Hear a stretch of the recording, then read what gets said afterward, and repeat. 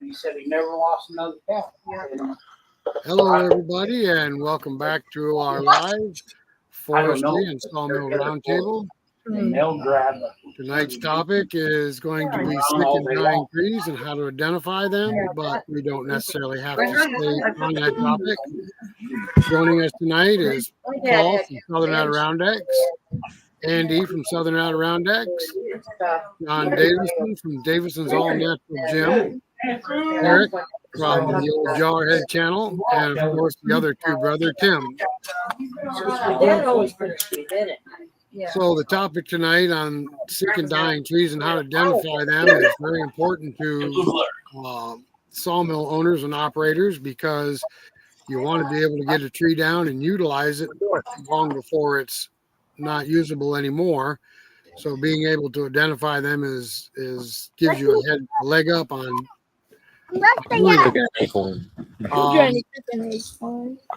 any other questions you have about any topic at all, throw it out there.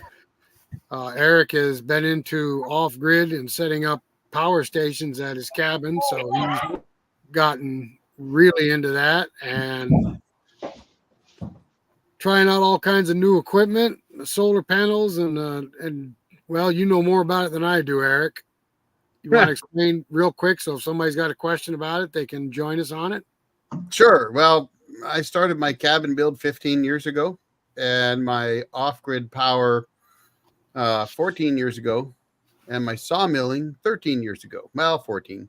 So I've kind of done them all together, but I've been doing a lot more on my channel about off-grid power and power stations. So I kind of do it all. If you're into that, anything in that realm, i.e. homesteading, off-grid, prepping, sawmilling, whatever, I do it all.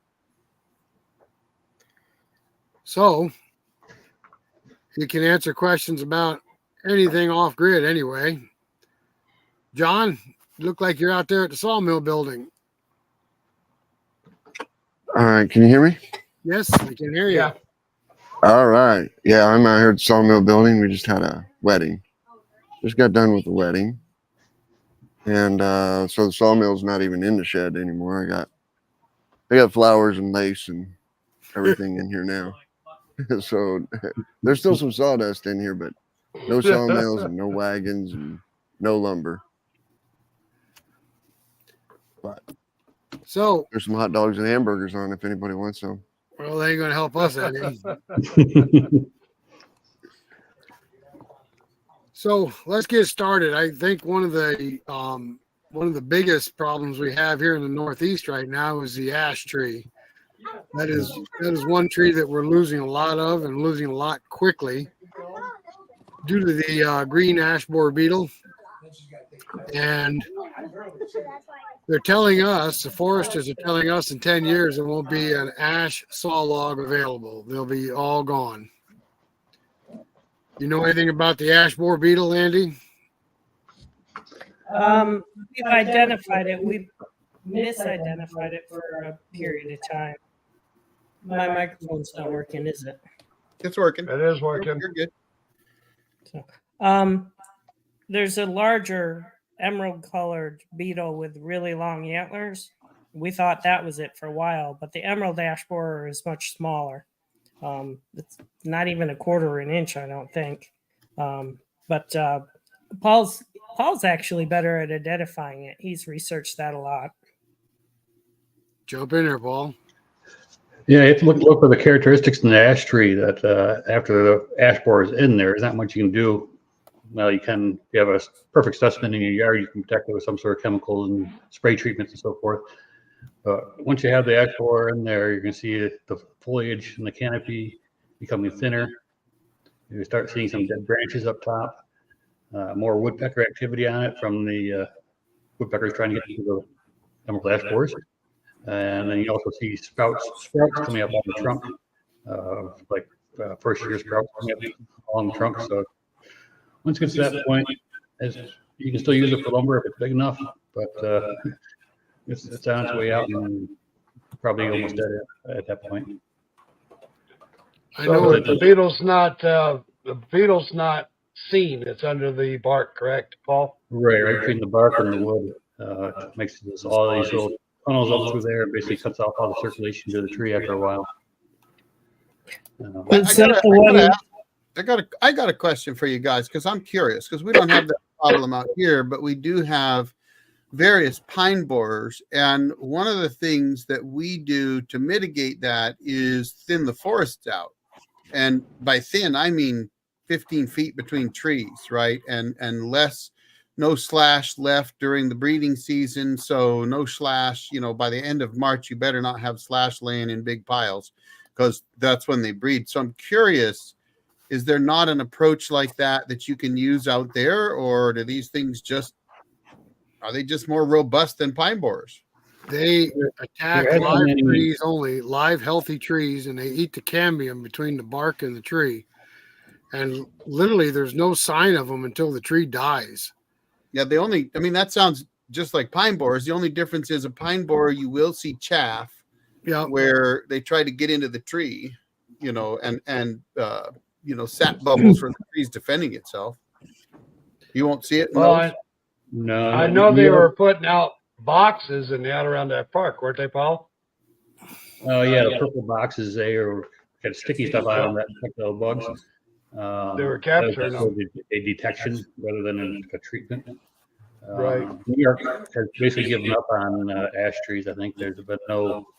They basically got rid of the firewood bans, and that was about their only remedy was to limit transportation of firewood.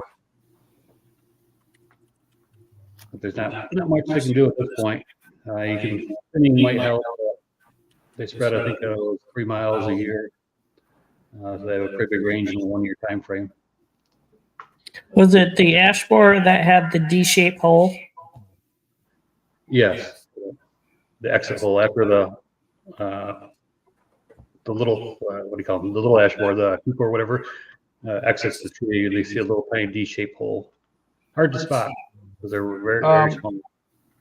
Paul, not to interrupt, can you put on some earphones? You're echoing very bad. There you go. Go ahead, put them on. I'm going to talk and see if you stop the echo.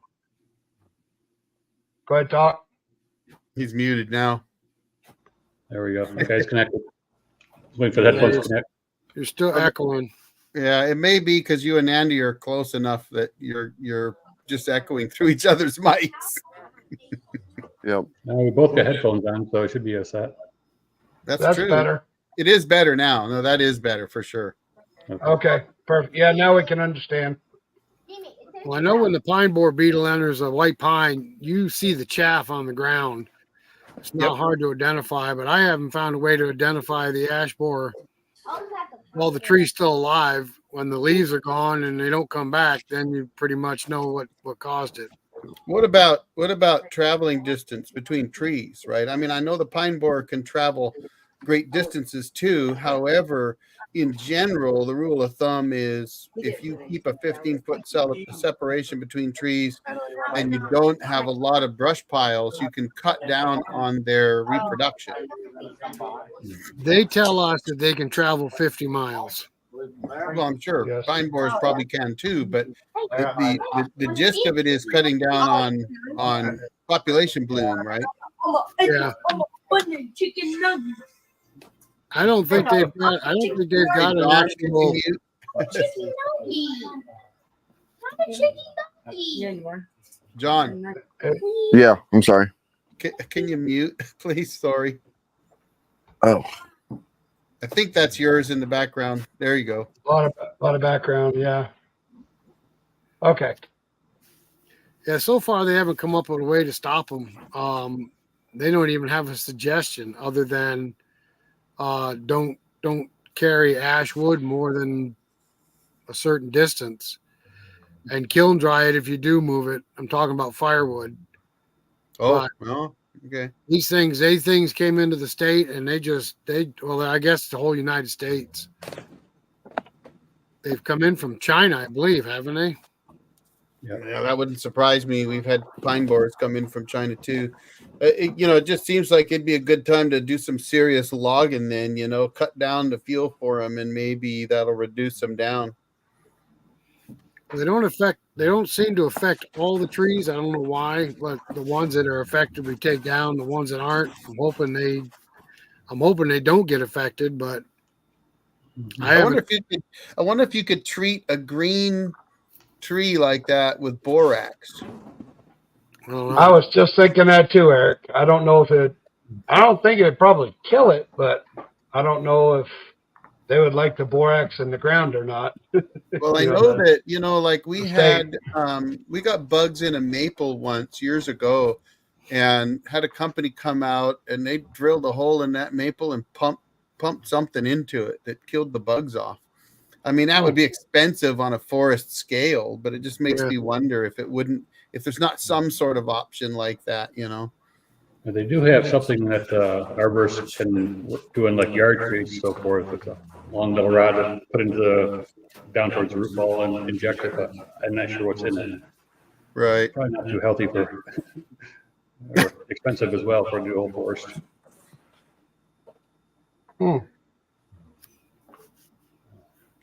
Luckily, So, they don't hurt the lumber quality of a log that's been affected. Lumber Well, the quality. pine board. Go ahead. Oh, I was saying the lumber quality. Did you say it is affected? No, because they stay on the surface of the tree. They don't bore in at all. Oh, so you don't get like a bullet ash like we get bullet pine. No. No, if you can catch the tree in time, you can salvage the lumber out of it easily. Yeah, so there's a comment there by Sawbucks, and I that's kind of what I was wondering. I guess the challenge would be with large forest tracts, it would be hard to treat them, right? Like you guys got a pretty good stand of trees out there. It'd probably be kind of hard to get Orkin to come in. It costs you $1 million probably. Yeah. It'd be $1 million a year to treat them, right? And to get an entire tree to be systemically treated would be really expensive. I believe it. I believe it. I mean, we deal with the pine borers out here, and boy, I tell you, it's something that you can't quit doing, right? If you want to save your forests, it's a nonstop thing that has to be done, and that's why I did that video called Unintended Consequences. And it was intentional because, and I know you guys have done it, and I know Michael's done it, because people need to start listening. Because honestly, our forest management is frankly piss poor. Excuse my language, but societal-wise, right? Society itself needs to figure out that this nonsense of not logging, not thinning the forests, not getting rid of the underbrush, and stopping all the wildfires is the reason why we have the problem today. Yeah. Well, a good example is Adirondack Park. Forever Wild? They won't let you do nothing in the park. Nothing. Yeah, but did they stop the forest fires? We don't get many forest fires, and I don't know why. I really don't. Really? We used to years ago. They had fire towers like every other mountain, but They don't put them out? we don't have any really. When's the last time we had a forest fire in New York in the Adirondacks? I can't remember. It's been a while. Is it because our duff doesn't dry out? That's It's probably possible. why. Yeah. We used to Again, get. the leaves is always wet. I remember when I was a kid, we used to get some big forest fires, but I Well, yeah, can't remember. But that's back when they used to log it, Rick. They used to log it pretty much until the city folk came up here and made it forever wild. They used to log it quite frequently. Yeah, I wouldn't think the logging would cause forest fires, though. Well, No, if it it's would actually more, prevent if it's more open area to where, like Andy said, the duff dries, lightning strike, boom, start a fire. I'm just saying, I don't know. I don't know why we have less. Yeah, I don't know. We typically don't deal with forest fires. Now, the comment about California, the truth is it's not population area. It's very, very bad forest management. And it's the one thing that nobody wants to admit or look at. Although I have seen some organizations that you would not expect to make those comments, start to make them, including things like NPR. Even I think Politico had an article on poor forest management, and that's really the truth, right? It's not temperature, it's not climate related, it's strictly No. very, very bad forest management. And I think Tim and Rick, you guys did a great video on it. So did Michael. I don't know if Andy and Paul have, or John, but I've done probably 2 or 3. But honestly, and I know that's just my opinion, but I've lived in the forestry industry Pacific Northwest for, my entire life. And I can tell you, once you do a little bit of research, you discover that when we had all the logging that we used to have, we didn't have all the problems we have today. 2 and 2 does equal 4. Yeah, I agree. Rick, Mark's World said there was one a few years ago in Lake George. How many acres did it get, Mark? Do you remember?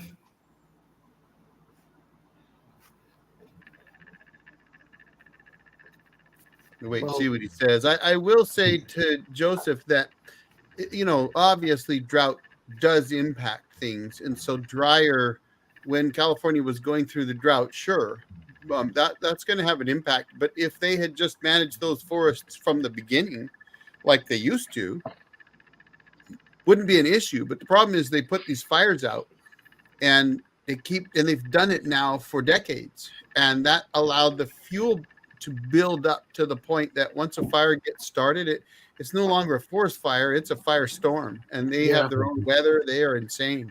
And I've been involved in recovery operations for communications systems in the 2 largest fires in Washington state history. One of them, there was actually 3 fires, and the 3 fires combined equaled over 750,000 acres. So think about that. The big one this year in California, last I checked, was about 400,000 acres. So 750,000 acres. It's all about fuel load. And yeah, okay, it gets dry and hot and lightning strikes. But if your fuel load isn't, 3 decades or 4 decades thick, you don't have that problem. The fires will burn through.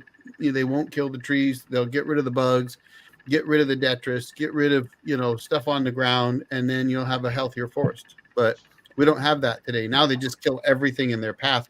And I've been out in these forests that look like, frankly, it looks like a moonscape. It's unbelievable what goes on. I bet it is. Well, I know once a fire gets into the tops of trees, it'll create its own storm. It'll create its own wind. Yep. And it's almost impossible to stop once it gets into the tops. Yep. Oh, yeah. When the Carlton Complex fire hit in 2014 in eastern Washington, at one point it was moving at 60 miles an hour. Think about that. 60 miles an hour. You can't fathom a fire that's eating up ground that fast. And you can't survive it either if you're in the way. No, you can't.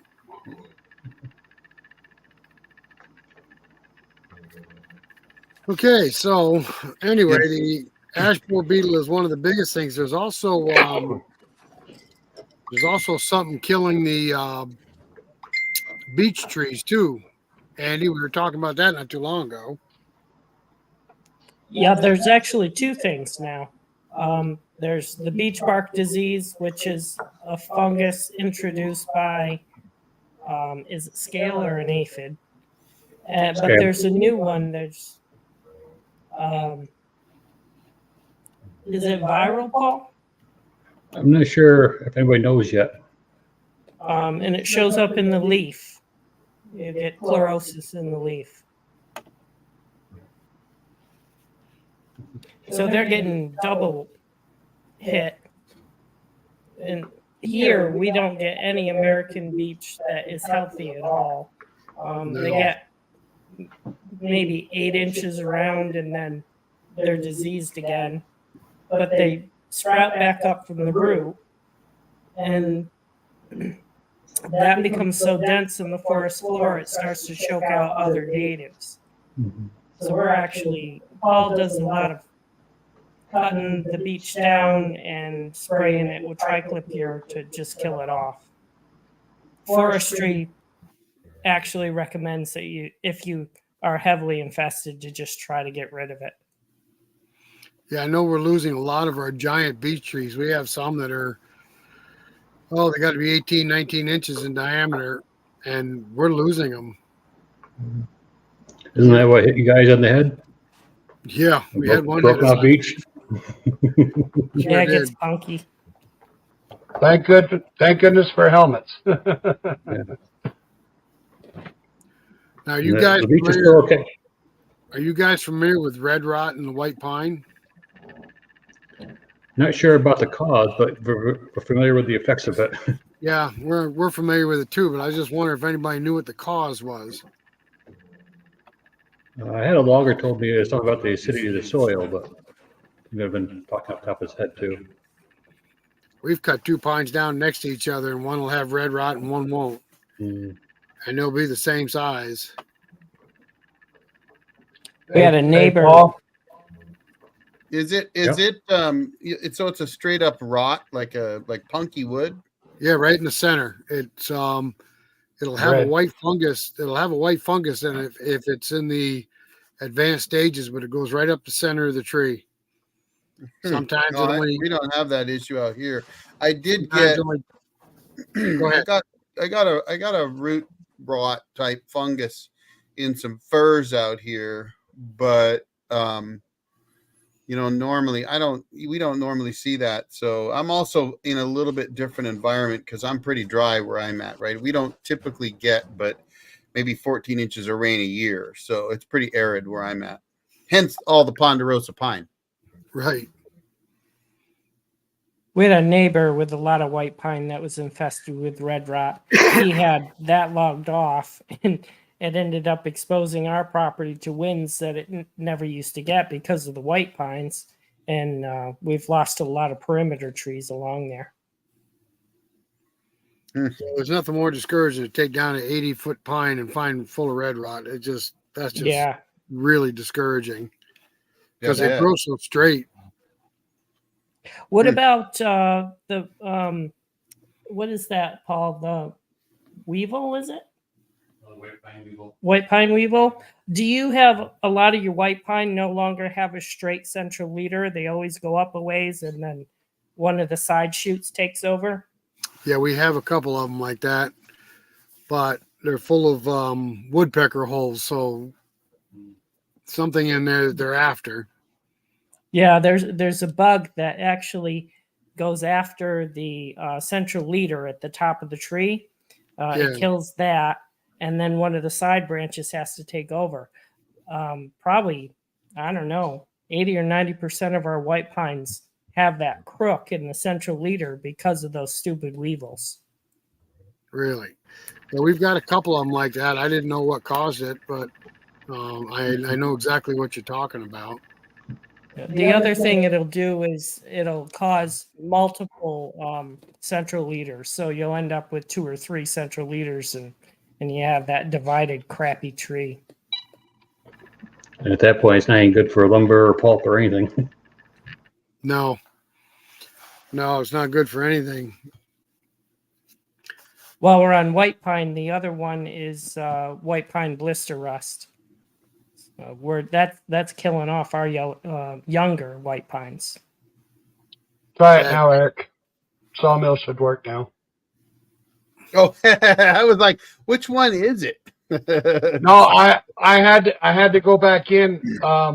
Nightbot has configured their stuff again. I just had to redo it. Oh, gotcha. It's a Well, pain. I do It's it a and it doesn't pain. work. So we'll see if it works that time. It doesn't matter much, but it's Yeah. kind of fun to do once in a while.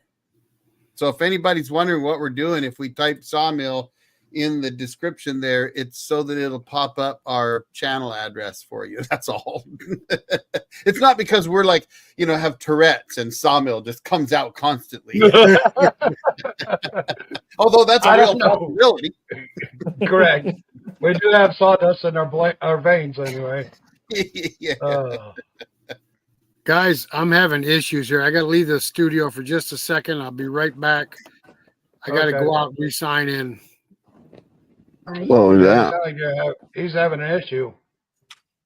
Well, while he's doing Okay. that, folks, don't be shy. If you've got other questions and you want to ask them, throw them out there because we're here to answer questions for the audience. So while we have a subject that we're going to talk about, but if you have something else you want to know, like the size of John's shoes, well, throw it out there. We'll find out. John's like, what? I'm saving for one. All right, Joseph. What kind of sawmill are John, you saving for? John, you could smile. Right? And I don't even smile, John. So come on, knock it off. Well, his daughter did get married, Eric. So maybe Well, he gained a yeah. son-in-law. Maybe he He gained should a be son-in-law to smiling live then, with. Think about it. He should be smiling because then she's not going to move back into the house with him. No, I hear ya. Or he's frowning because he had to pay for the wedding. Yeah. No, neither one of those. Yeah. I just can't. Excuse My me. connection's not holding, or you guys aren't holding, or something. A Max SM22 or 20. I don't think I've ever heard of a Max. It's those ones they're advertising on like Facebook. Oh, Isn't it? Isn't it they the kinda same look like mill as a Woodland Mills? It looks like Woodland Mills, yeah. Similar, yeah. They're red. Those are red. Isn't Woodland Mills the green one like Sawing with Sandy has Canadian built? Correct. Okay. Correct. All yes. right. Wow. Yeah, and the Mech is just painted orange or red. Okay. Red. I know Yep. I know he likes his mill, but he keeps trying to get me to trade mills with him. Who's that, Sandy? Yeah. Yeah. I told him, fat chance, buddy. Yeah. That chance, eh? Exactly. Fat chance, eh? I'm sorry, no, I'm not giving up my LT40 hydraulic. Although we did get to meet him at Woodsman Stays. He's a pretty nice guy. So we hung out with him for a little bit. Yeah, I've chatted with him once or twice. I get that impression. He seems like a pretty decent guy. And hey, anybody that does what we do, you get beat up now and then anyway. So, assembled in California. Well, there you go. Yeah, I mean, I know Sawing with Sandy likes his mill. I've not ever heard anything bad about Woodland Mills. So, I mean, I don't know them any better than I know a Hudson.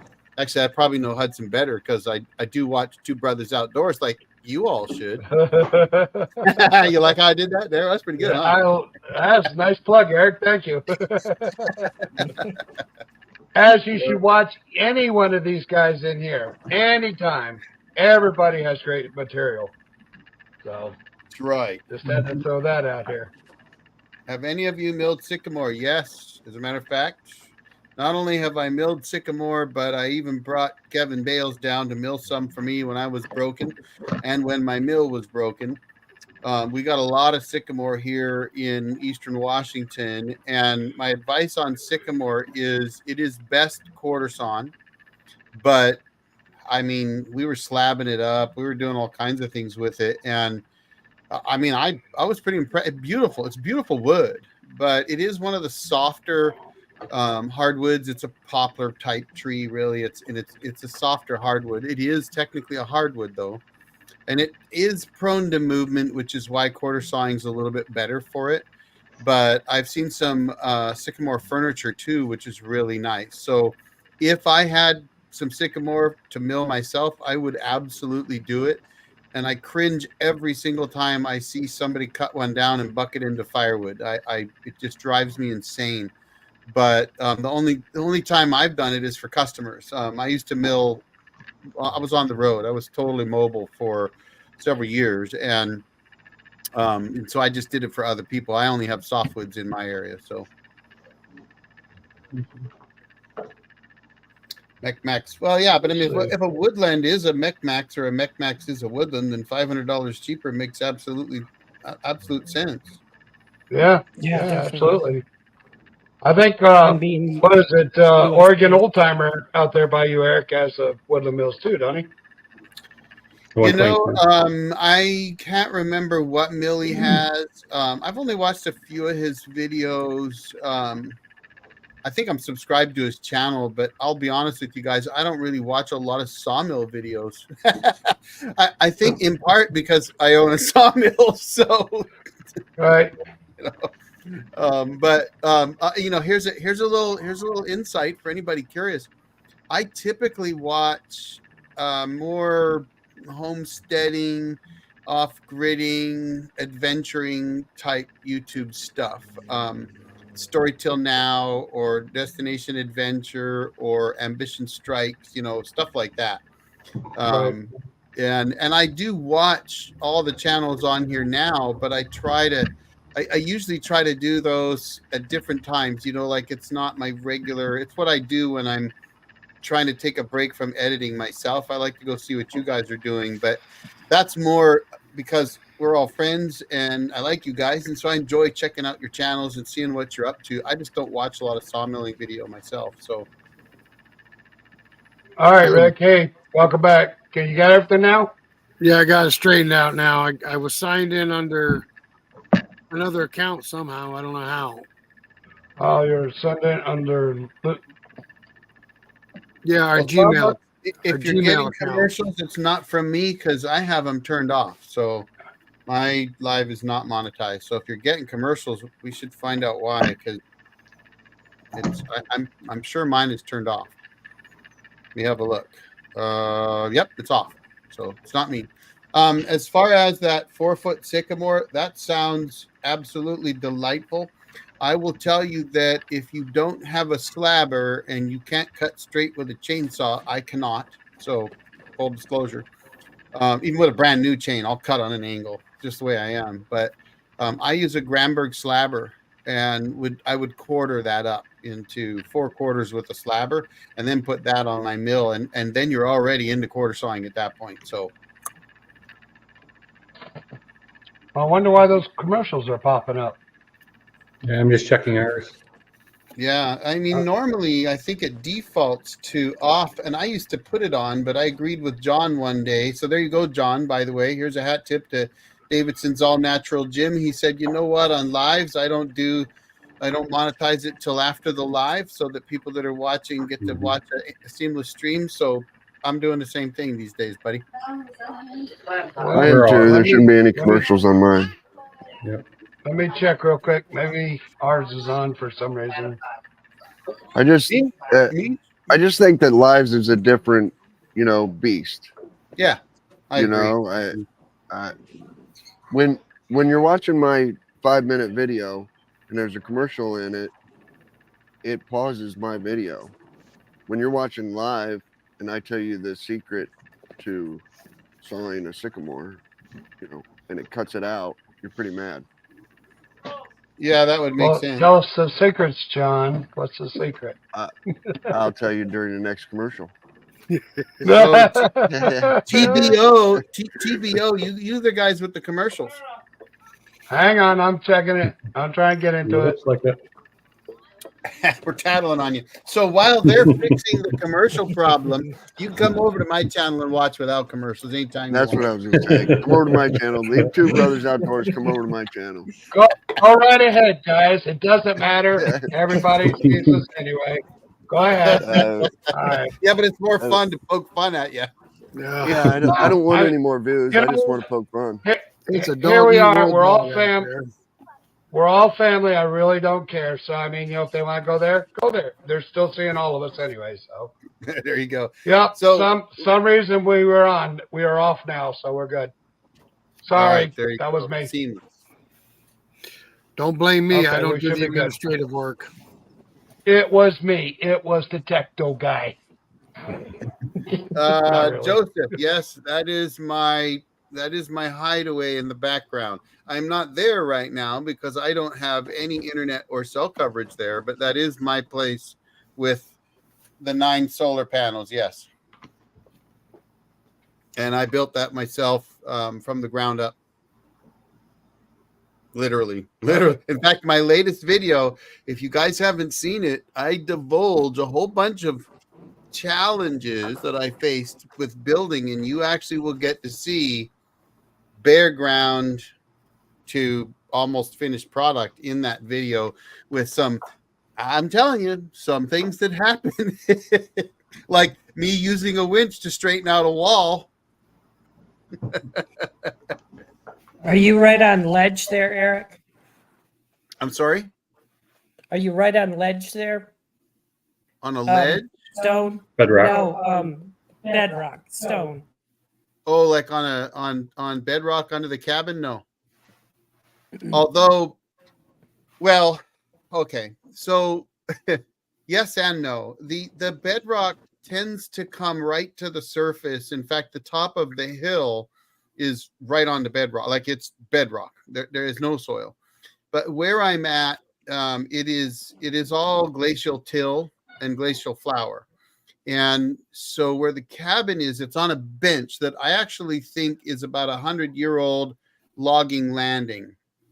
It's not natural. I'm pretty sure that they put that in with bulldozers to build a landing right there when they logged it off 100 years ago. And so it's a lot of dirt and rock built up. And I just happen to have exceptional drainage away from the cabin. So I got away without putting it under the frost line there, even though I'm at 3,200 feet near the Canadian border. I don't get any frost heave. You know, it's kind of crazy. Geez, Eric, you think someone like Starlink or Hughes Satellite or whatever they're called now would be contacting you? YouTuber out of the country you know, without I a don't- satellite? I wish. I have Starlink. I love it. I honestly think that Starlink is so big, they're not going to, even if I had 1 million subscribers, I don't think they would do that. But I did see that Starlink has a new plan now. It's a $50 a month plan. And I may opt for that soon because my channel's starting to really grow. And I think that's, it would make sense. Then I could actually do more out there. You were going to ask how much wattage I get from those 9 panels. The panels should produce a little over 2,400 watts.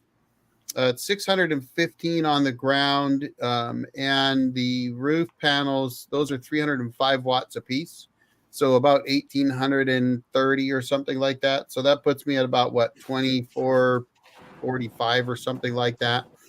Of course, anybody with solar panels knows they don't actually produce peak unless it's really cold out and you're perfectly aligned to the sun at that point in time, but it's more than what I need. And I also have just about 10 kilowatt hours of battery reserve. So I can do whatever the heck I want out there. I don't run an air conditioner, but that's actually, I'd rather have EcoFlow get a hold of me and offer me a solar powered mini split than I would X or Starlink offering me internet. Hey, there's Michael. Yeah, he's listening in the background. He said he can't join us. So, hello, Michael. Hi, Well, that Michael. means we can just talk about him. So, It can Eric, still take though. all Paul, of your, check out private chat, will you? all of your solar panels, how much amps are you getting out of them at once? I can draw about, I want to say about 50 amps, but I'd have to do the math to give you a real figure. I don't bother to check. It's really funny. I call it analysis paralysis. A lot of people build these systems and then they stare at the stats on the systems. I built my system. It's overbuilt for a reason. So I don't even know anymore, but I've had it in for a long time too. So I know that the ground mount panels are 11.27 amps in the configuration they're in right now because they're in series. So the amperage actually stays the same. The voltage goes up. But the roof mounted panels, those are about 8.5 amps per panel, I believe. But I'd have to go look at them because I don't remember, but they're in series parallel. And I know that I was right on the edge of the 10 gauge wire I'm using to go from my combiner box back to my charge controller. I'm about 30 amps right there. So I guess I'm probably putting out maybe max between 40 and 45. So. Well, that's respectable. Yeah, I mean, I put out enough power that by the time I get full sun, my batteries are fully charged again.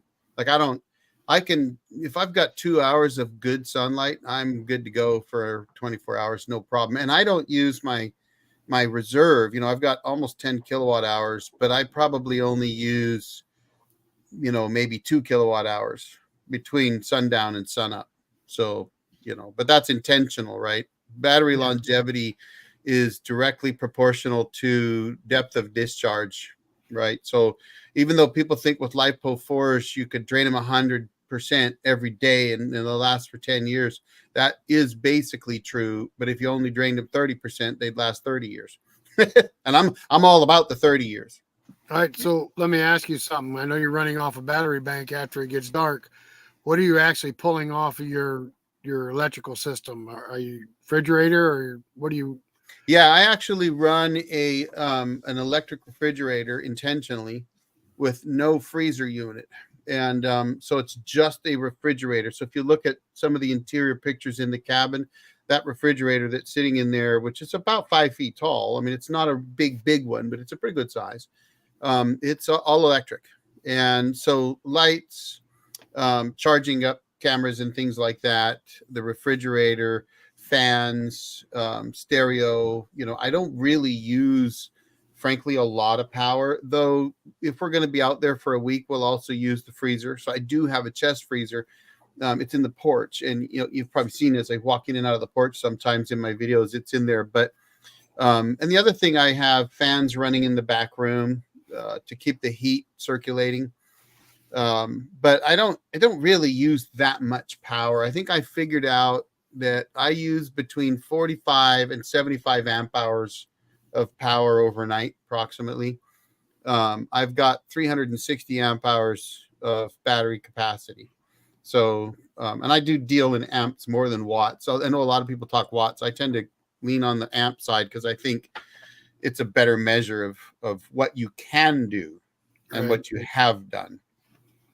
But you got to know voltages for that. And what is Kilted talking about backpedaling? Who's pedaling backwards? Actually, Kilted, yes, you did. And because of your mentioning, I was just talking about this earlier. I think you might have come in after I mentioned it, but it was actually because of you that I went and looked at Starlink again and saw the $50 a month kit, and I was surprised by that. So it used to be $125. That was it, the only way to go, and you had to buy the equipment. And I had HughesNet, which cost me $65, and I didn't have to buy the equipment. But the problem was I was only using it for a couple days every other weekend, mostly, and except for when I go out to the cabin for longer periods. But because I travel back and forth, I hated paying $65 a month for internet that I only used sparingly on weekends. But that was before my channel grew to where it is now. And I'm at the point where, in order to keep producing 3 videos a week, I really need to be able to upload at the cabin. So, for example, next week, I'm going out on Tuesday and I won't come home till Thursday. So if I don't get a Thursday video out before I leave, there won't be one because I can't do it from the field, right? So I'm seriously looking at Starlink because of that now. So thank you for poking me in that direction. But yes, he was the one that actually poked me on Facebook about it, and I steered away from it because of the cost. And then I discovered that they've lowered the cost. So there you go. Hat tip to Kilted. Well, I bought Starlink at $120 a month, and I don't regret it. We had, I hate to say it, Spectrum cable out here, and I was only getting maybe 50 megabytes per second on speed. Really? I got Starlink. I'm getting over 250 to 300. Yep. Wow. See, I've got Spectrum here, and I quit Spectrum for several years and just went back to them this year because I was running on T-Mobile's 5G Wi-Fi. And T-Mobile was costing me $50 a month, and I could get up to 300 megs. But the truth is, it was starting to get saturated too heavily. So I went back to Spectrum at 500 megs, and I've been pretty impressed with it. It's been pretty solid, knock on wood. But, that's the challenge with all of them. And we've all been around long enough that we've probably I'm sure we've all been there in the dial-up days, right? And things change. And so I wouldn't be surprised if next year, you can get 500 megs on Starlink or something for probably $50 a month, I was just saying I was impressed with the satellite, you know, Well, because our problem with Spectrum here is we're at the end of the line, and they go through several router power stations, whatever you want to call them, to get to us. Mhm. And by the time it gets here, sometimes we're lucky to get 36 megs, and we're supposed to get at least 100. But if the power goes out, their batteries that are supposed to keep it going does not. It just Yeah, they dies. never do. I worked in Ours does in too. communications for 30 years, and let me tell you something. Batteries at remotes and repeaters are the last thing they're ever going to replace. Yeah. That's and I've fought that battle. I'm 3 decades of working in that industry, and I fought that battle countless times because I would have a remote go out in a location like yours, and now you can't call 911, and people get pissed off when that happens, and they would just, oh sure, put in the paperwork, and it would never get funded. And it's the same whether it's cable or the phone company, right? When you're that far out, they can feed those remotes with fiber, but you still got to have power. And when the power Right. goes out, those batteries ain't going to last. And that's the one thing. So speaking of off grid, it's the one thing that people tend to forget about off grid power is that you got to rely on your batteries because it's not solar power. In fact, it drives me nuts now. If anybody says they want to build a solar power system, I always laugh and say, you're not building a solar power system. You're building a battery power system. A battery bank. Yep. That's all it is. You're building a battery bank. You can use Exactly. solar to charge it. But Yeah, you thought you was going to get away from that tonight, Eric. No. no, it's all right. You guys know me well enough. I'll talk about whatever you want. No, but like I was telling you before the show, I mean, that's why I got it, because the power goes out, we have nothing.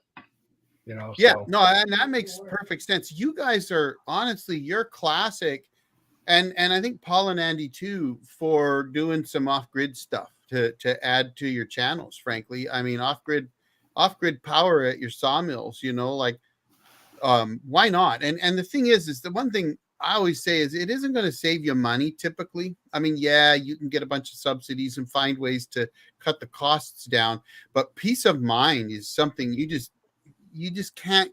I mean, I laugh. Somebody tells me the power goes out. I'm always laughing like, what? Power went out. No, it didn't. It's not mine.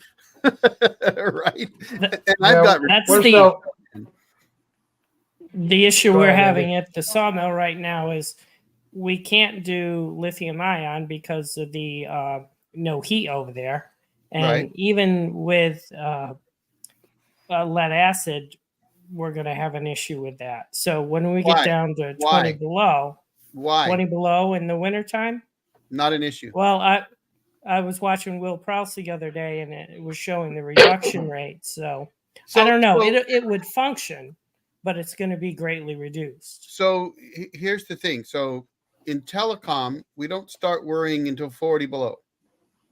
At 40 below, your lead acid batteries, even if they're fully charged, do have the possibility of freezing. And of course, you don't want to freeze. We lost Andy, by the way. I don't know if maybe I'll wait to answer this. But I would tell you that somebody actually pointed this out to me, and I did a little research on it, and I found it to be a really valid thing. And it's kind of twofold. You can build a insulated battery box with a number of different methods of heating that box. And the first method I personally would use in a case like yours, which by the way, would make a great video. But I would build a battery box with golf cart batteries, because then you don't have to worry about that cold. And I would put in a pop can solar heater to keep them warm. And the truth is, yes, at 0 degrees, you're going to lose about 25% of your capacity. And at 20 below, it could be as much as 50%. But if you build your battery bank accordingly, and you know that that's where you're at, that loss of 50% of the capacity of the battery at, say, 20 below 0, the question I would have for you is, what are you doing out there at 20 below running your sawmill? Just don't. No, I think, yeah, we wouldn't be using anything except if we had a full-time system, we'd be able to run the security camera. And you could still do that. And so I will tell you, if you watch some of my earlier videos, I don't know if they're available to the public anymore because a lot of my early stuff is members only now. But I talk, well, actually, some of my public videos, I talk about the battle that I fought with my porch. And the reason why my golf cart batteries were all in my porch was because the windows in the porch, and even without insulation, by the way, but those windows helped warm things up enough. And the fact that the batteries themselves are being charged during the day tended to keep them from freezing, right? Or getting too cold. Because the ambient air temperature is not the temperature of your batteries, right? Especially if your batteries are taking a charge. And at 20 below, they're probably taking a charge because 20 below, it's most likely clear. And so you're getting even more solar production than normal because of the cold, right? Colder it is, the higher production your panels are going to be. That's why you always oversize your charge controller from your panels. You know, if you got a 1,000 watts of solar panels at rating, you don't put in a 1,000-watt charge controller, you put a 1,500-watt one in, right? Because you know that at freezing temperature, you're actually going to produce more than 1,000 watts. That's the only time you're really going to do that.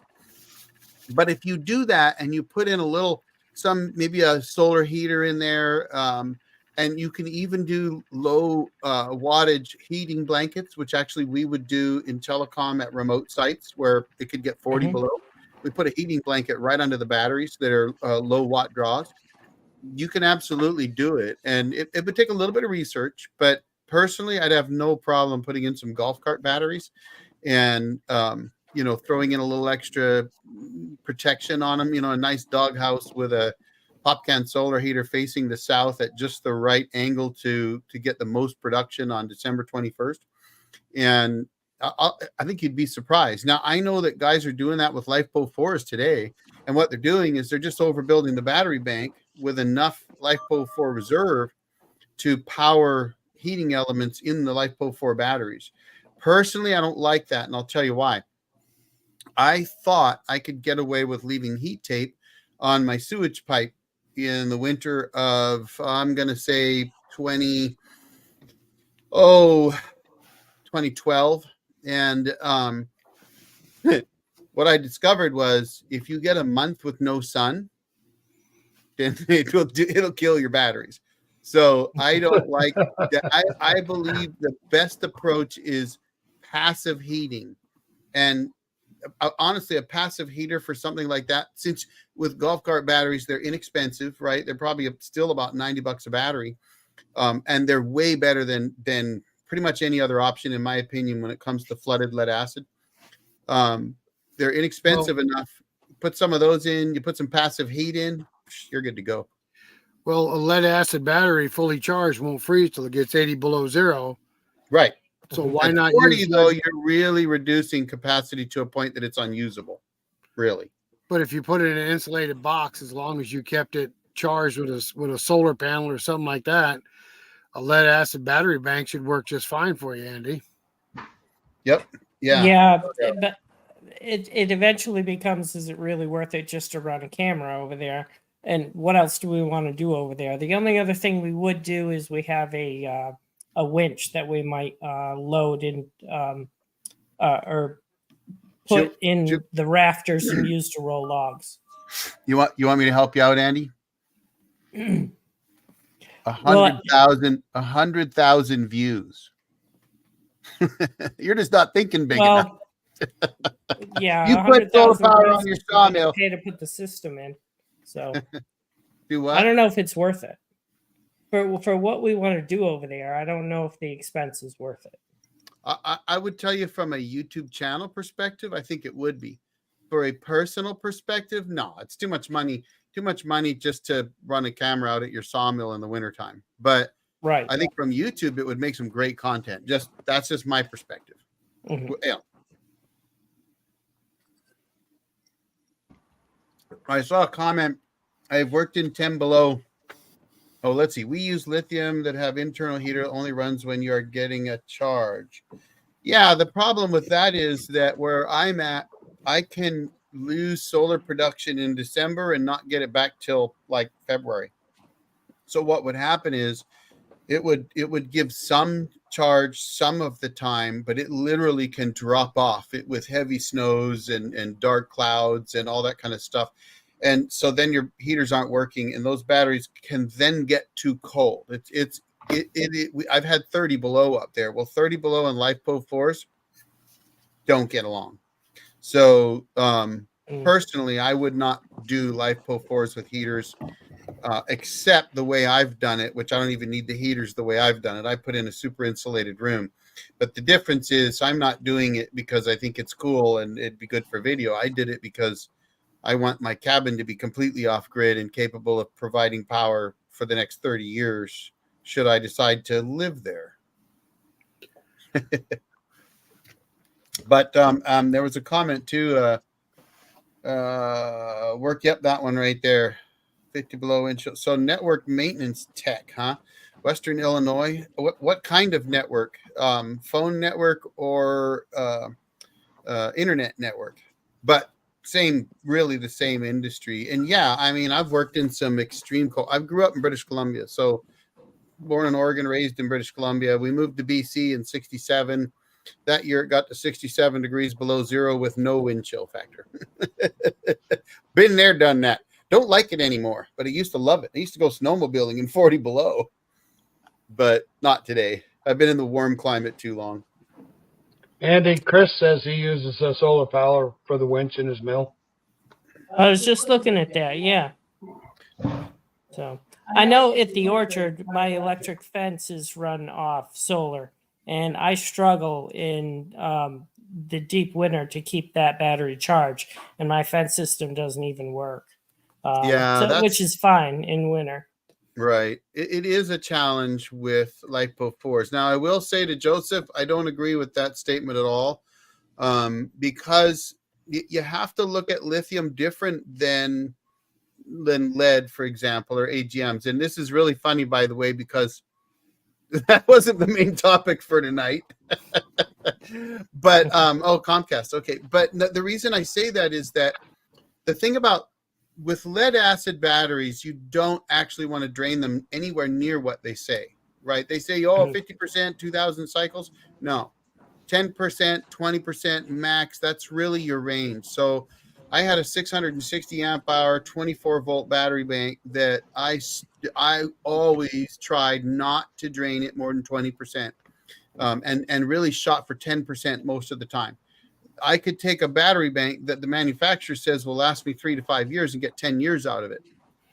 But lithium, if you look at lithium, you can get 10 years out of it at 100% depth of discharge. So you can have a battery bank that's half the size as your lead battery bank, but have 2 or 3 or 4 times the reserve power that you had with the lead acid. So where, yes, it's more expensive. Like, for example, when I built my lithium, when I put the lithium into my system, I spent a lot of money. I spent, I think it was like $3,600. But today I could do that same system for less than half that price. And I mean, you're talking not much more than 12 golf cart batteries. I can put in 300 amp hour, 24 volt batteries. And I've tested some for my channel, and I would do that in a heartbeat. Absolutely. And those 3 batteries would give me 3 times the power that the lead did. So it's a matter of perspective. I'm all in on LiFePO 4s, except where you're guaranteed that they're going to get frozen. Then I wouldn't put them in, right? I won't do it. And then it's golf carts. I won't do AGMs. I won't do expensive Trojan L16s or Surrettes, Rolls Royce, because I've done the math, and golf cart batteries are better, in my opinion. Sure, they don't last as long. Where did John go? Oh, we Where did lost John John. go? Got me. By the way, Sawmill wasn't working for me still, so. Oh, here he is. He's back. Let's see, I just solar heard it. There power it is. mill, lithium cable, Comcast, There he is. retired cable tech, Uh, $1,200 yep. for a lithium. Well, I don't know where you're getting $1,200 for a lithium battery. I just had an offer to test 2, I think 2 anyway. I don't know. I turn them down more often than not these days, but 100 amp hour, 12 volt batteries for 189 bucks. And that 24 volt 100 amp hour battery, so that's 2,560 watt hours. I want to say that was like 359 bucks. So I could put in for $1,000, I could put in 7,500 watt hours of lithium and have it for 30 years. In my opinion, I've done the math. It is, if you can keep lithium from freezing, then it's absolutely more cost effective than golf cart batteries. Even though you look at the outlay, the initial outlay is now very similar. It used to be quite a bit more, but it's not anymore, right? 660 amp hours of LiFePO4s or of lead acid batteries is a minimum $1,200. But I could do the same thing with LiFePO4s for $1,000 now. Now that's not American made LiFePO4s, but nothing's American made damn near now anyway. So, Well, Eric, he says, sorry, I meant 460 amp hours. yeah, well, at 460, yeah, but that's now you're talking a pretty big system. So I'll tell you this though, you get to get a big tax breaks, and even though I'm not a fan of tax funding like that, subsidies, right? But frankly, you can get 30% off your taxes if you do that, which I take advantage of. So I spent $3,600 on my 360 amp hours of 24 volt LiFePO4s for the cabin, and I got my 30% or whatever it was back. It might be 25 now, but still a big chunk of change to get back in your taxes if you spend that money. So I mean, let's be honest, right? Not everybody can afford that, and if you can't, you can't. But that's why when I built my system, I only started with 6 golf cart batteries, I think, either 6 or 8. I can't remember. I think it was 6. Then I added 2, went to 8. Then I went to 12. And then I replaced them with 12 new ones and kept those for 8 years before I dumped them and went to LiFePO4s. And I mean, that's why I did what I did, because at the time I couldn't afford them either. And I think that's a valid point that, but solar power is not cheap, right? I just did a video on it. It's really not. Exactly. I got a question for you, Eric. Uh-huh. And this is just a personal question. I see the solar panels in your background there, and I know you're running your cabin with them. What's your opinion of all the solar panels taking over the farmland and forest land all over the country? I think it's criminal. We do I too. think it's absolutely criminal. We do too. The thing is, solar is not the end all be all final solution. I've been running solar since 2010. And actually I had a small solar set up in 2009 as well, for a well pump. But it's not the end all be all. People it's pushed by politics. But if you really want to be, I mean, you're not gonna.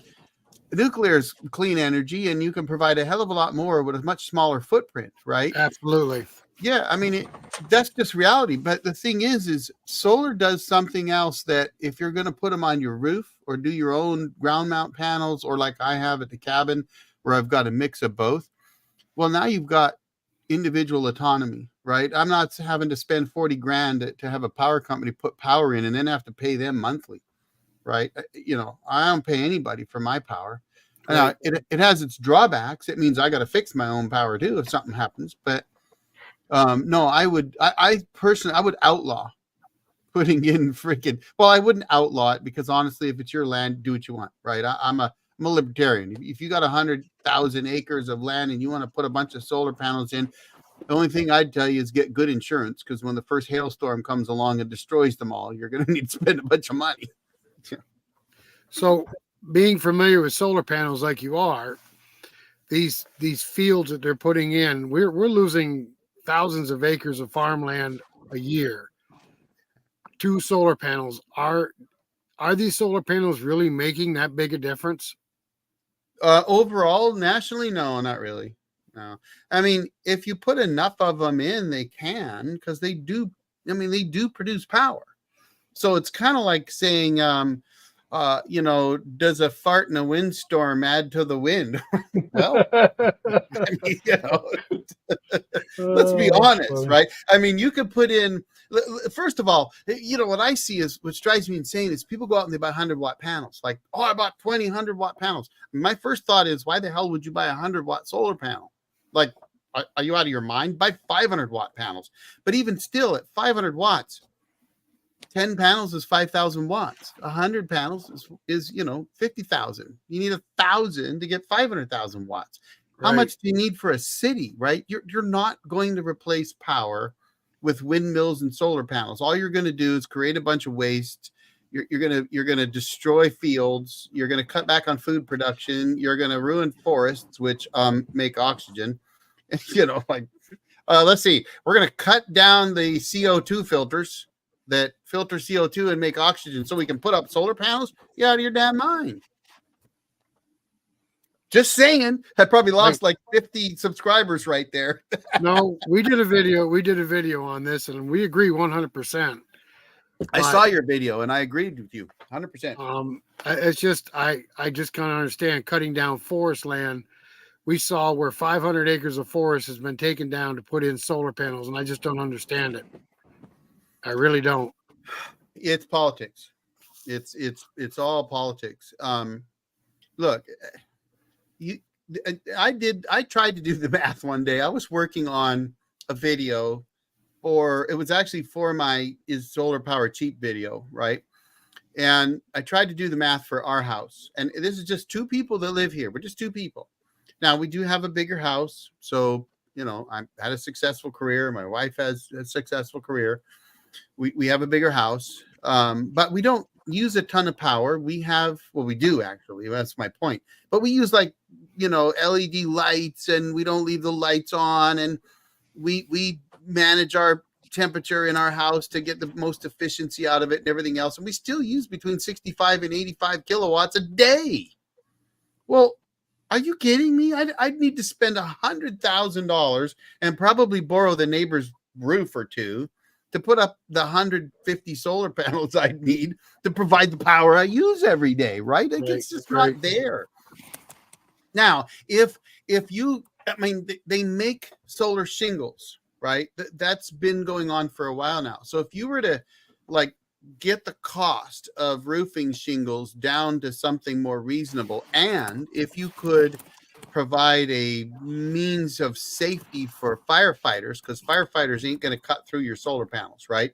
That's why they don't like them. But if you could do that, if you could have a safe solar roof, well, maybe then you could produce enough power to start making a bit of a difference.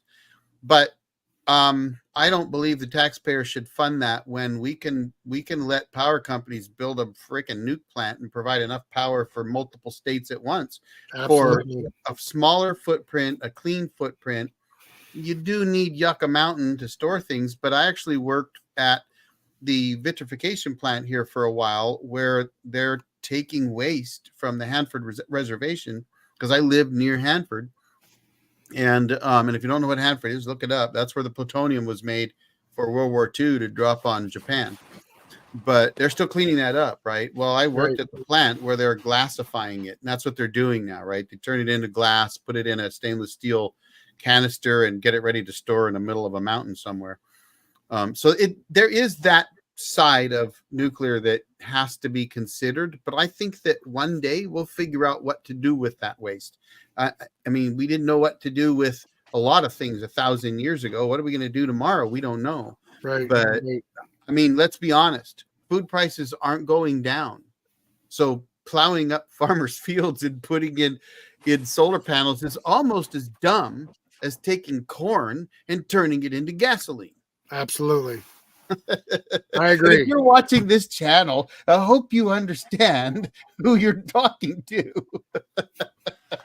So, on a lighter note, Paul and Andy, Craig's asking you guys, do you have a 72-inch log right?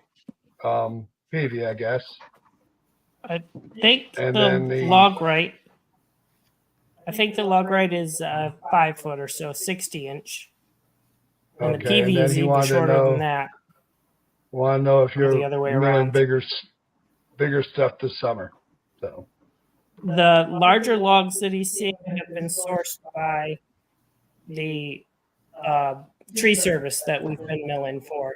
And what he brings Gotcha. up here is usually for his own personal use, and we mill it for him for a fee. okay. All right. So now back to the solar stuff. We had a bad hailstorm. Well, hang on a minute. Takes the field. Yeah, we got We a got bunch of what? questions here. I guess I created a bit of a storm there. That's all right. What? We got a question. We got a question on the boar beetle. Yep, I saw that. I was Where- just Where? seeing that. Where is it? I'll Right bring it there, up. Panels Right up. there. Okay. And are we talking about ash trees? Yeah, pine borers or ash borers, because they are different. Probably pine.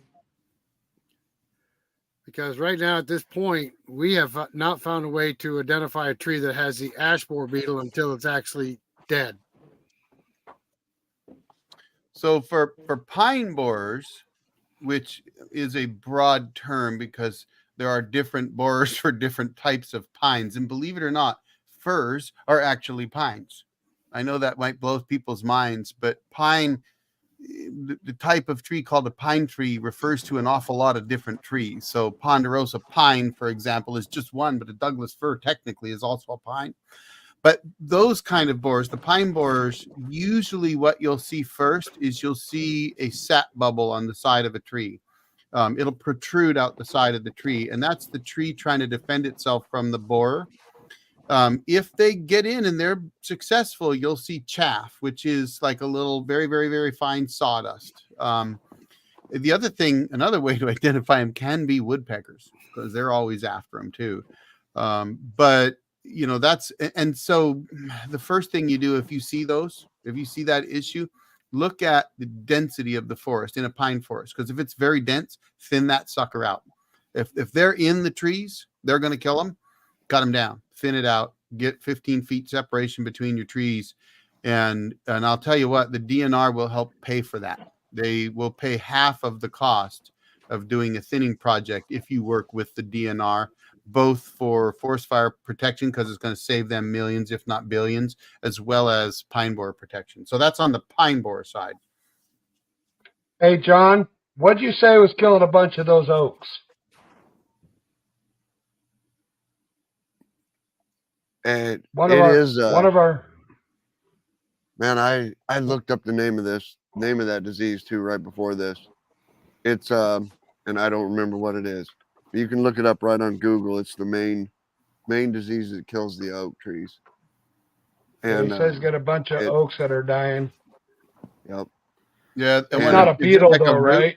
Is it like a root rot, or is it a Nope. fungus? It's a fungus. The root rot is different. Root rot is, will spread too, and it's spreading through my woods too. But there's we just always called it the 100-year, fungus, and that's of course not the technical name, but you can look it up on Oak Google. wilt, out of the woods, just Oak posted wilt. it. There you go. Yeah, There oak you wilt. go. And but it's only taking the your tree's got to be stressed. It was just like you're saying with the pine borer beetle. Get your 15 feet of separation, not because you need it with the oak, but because you're unstressing the oak, and it won't be stressed, and it'll be healthy. And Yep. once it's healthy, it can resist the oak wilt. Yeah, I think that's key.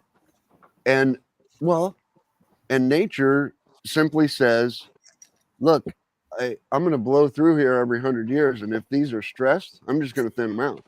And nature that's why they have an oak wilt. And nature will thins do it. them out. You know what I mean? And the healthy ones survive.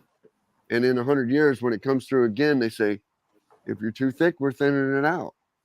And Same the with fire. Yep. The way we're controlling fire right now, of course, your forest is going to be too thick. That's just how it is, unless you manage it. Because nature can't manage it, because we're putting out all the fires. And then while I'm blabbering on here, the mother-in-law's house just had in the Adirondacks, Fort Anne, which would be up by the Lake George area. They just had a fire in the Adirondack Mountains. And Somebody they said put it that. out. Yep, they put it out. They came right up through there and put it out right away. It was a man, made fire. It was a campfire that got out of hand up there, but it was a legitimate. It was a legitimate fire. You know what I mean? It didn't take it long before it was a legitimate treetop fire. If But anybody's watching that video in the background there where that tree keeps falling, that's where I lost my cell phone. Was it your cell phone? I thought it was your camera you lost. No, He almost lost a brother. Yeah, right. See, I was holding the phone, and all of a sudden I said, "Oh my God!" And then, I want to jump back to a question I saw. Ja Lapa. I've seen Battleborn batteries in 800 and 900. I'll be honest with you. I view Battleborn batteries like I viewed Jack Daniels. They love their name, and they've got a good name for a reason, but I can get batteries that have the same capacity, that are grade A cells, that'll last me just as long and perform just as well for way lower price. It's like power stations, right? Blue Eddy, Anchor, EcoFlow, Jackery. They all make these great power stations, but their name is a large portion of the price. But you can go out and get some of the power stations I've tested, like the latest one I tested, the Afri. What an awesome power station at way lower price, right? So Battleborn batteries, yeah, I think about 3 or 4 or 5 years ago, they were the battery to have.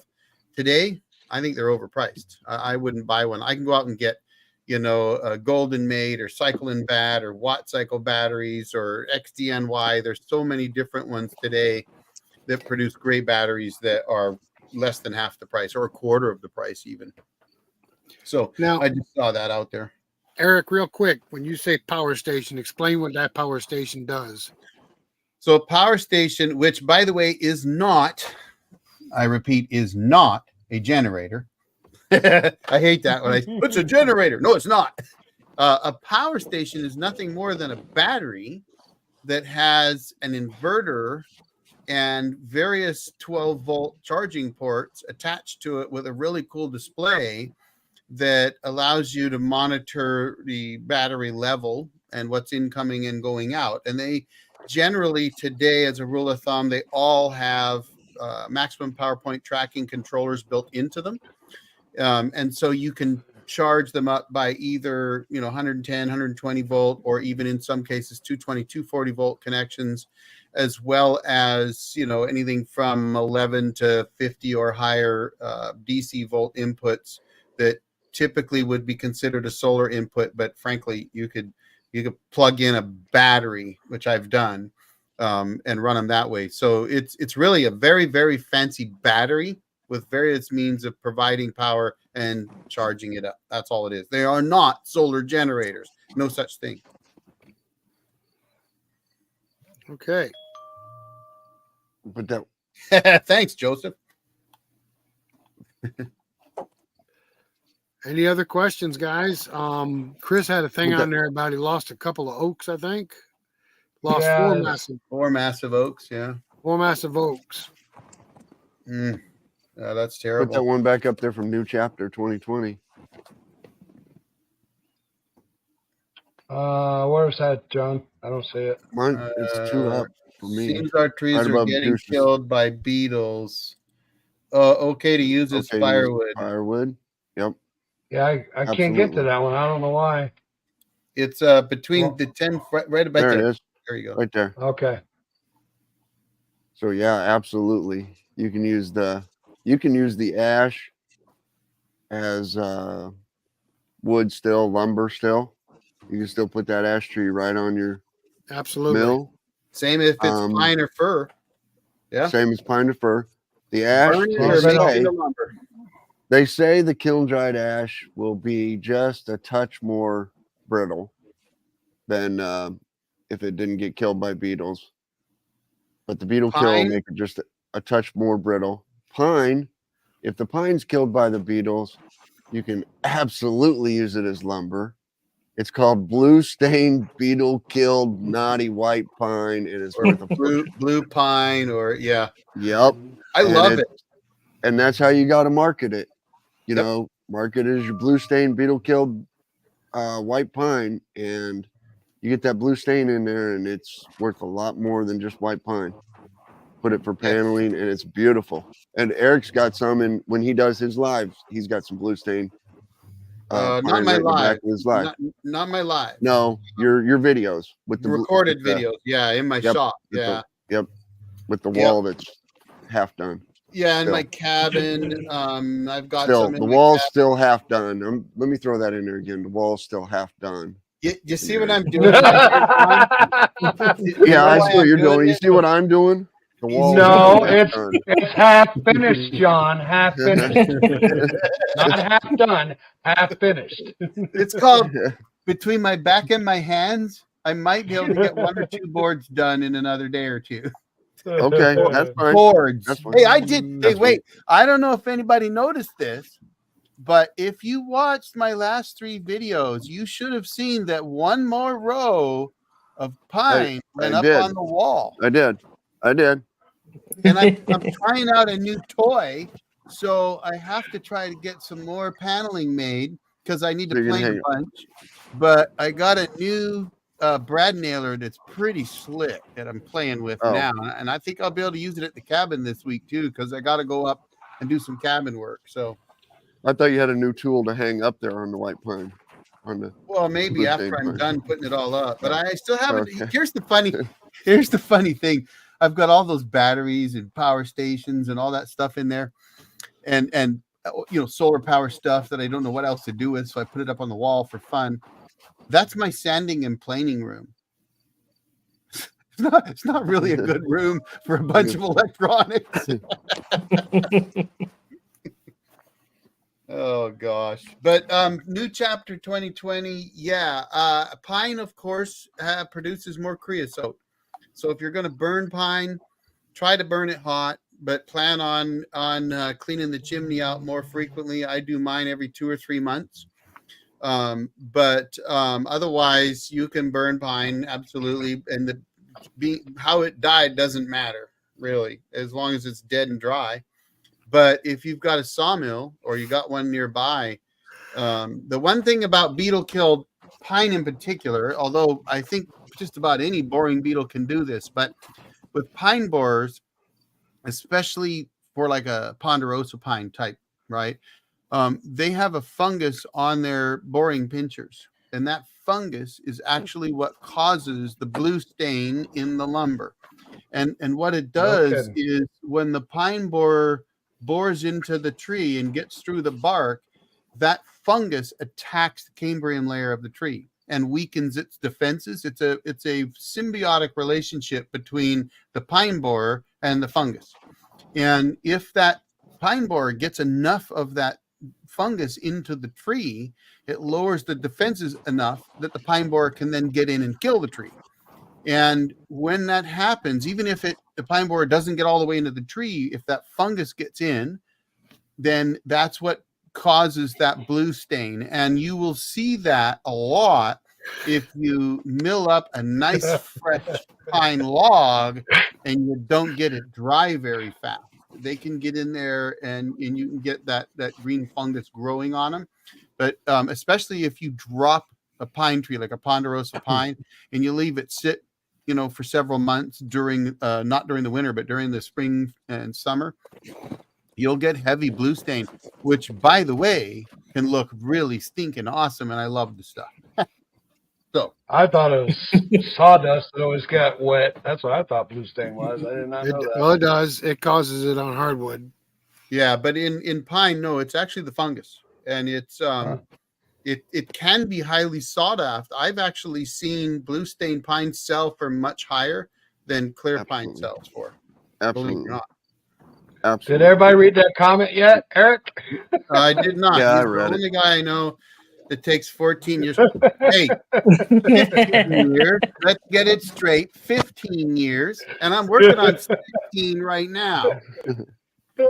Yeah, but how many guys are building cabins in the woods from the ground up, doing it mostly right with a blown back, blown hands, blown knees, and a blown shoulder to start with?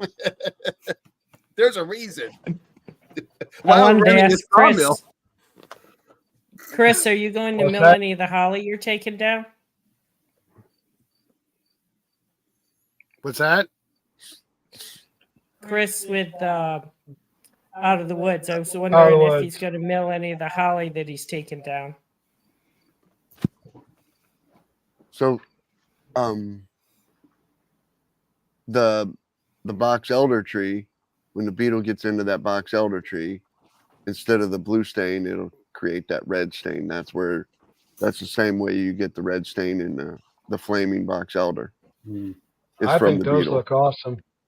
They are, and they look better than the pine, but still. And also, I'm working on I've actually got them in my basement right now. There's a mushroom. There's a fungus. It's a mushroom. You're That, spalting. yep, for spalting of different colors. That I'm going to cut up some maple, some clear maple, soft maple, and while it's still wet, you spread this fungus on it, and then you just put it out. You put not a tarp, but like a breathable tarp over it to keep some of the moisture in there to let that mushroom fungus get on there. Mhm. And he's supposed to have, he brought me some mushrooms that'll do like a red color or a blue color or a You green sure color. those mushrooms aren't magic? They might be. I'm going to try that too. That's But that's going to be a different channel probably. Well, John, you realize that this, Psychedelic sawmills. you realize that spalting is the first stages of rot, right? Yep, So absolutely. what you're gonna end up with is a bunch of spalted floor joists on your house. Correct. Dude. Right. Correct. But you're not going to use them for floor joists. You're going to use them for paneling, not for structural lumber.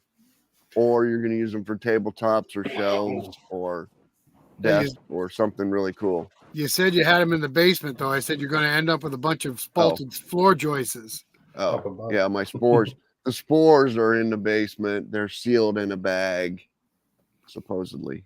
These I saw a mosquitoes- comment a little earlier by Tilted Sawyer, and it was about the blue stain that he's only actually seen it in the sapwood. But I will tell you that I've seen it go all the way through, and All the way it through. actually marbles the whole log, but it takes a very, very long time. And usually when I've seen it, it's on windfalls that have been down, like several years, laying above the ground, so they're not rotting yet, right? But they've been down for maybe even a decade, right? A long time, and they're still solid enough that you've got good wood in them, and they marble all the way through the heart. It's amazing, and I've got some stuff I've Yep. made out of them that's beautiful. Yep, I've got some kiln dried white pine that has the blue stain all the way through it, sitting right in my barn right now still. Sawbucks. Well, let us know how that spalting works out, John. Yeah, I'm Seriously. gonna try that. I've got to do it. I'm gonna try to do it this spring. When there's still enough moisture in the air, and it's not. I can't do it in the winter when it kills the fungus. That wouldn't be very good. No, Should be that's an the best interesting time to make experiment. peach brandy. Yeah. Or I could grow the mushrooms for another reason then, but So Joseph, I'm going to back up to Joseph there. If you were across the pond, welcome home. You're just a tick older than I am, but closer to Rick's age probably, because Rick's really old. But I'm a kid of the 60s, but I wasn't a teen till the 70s.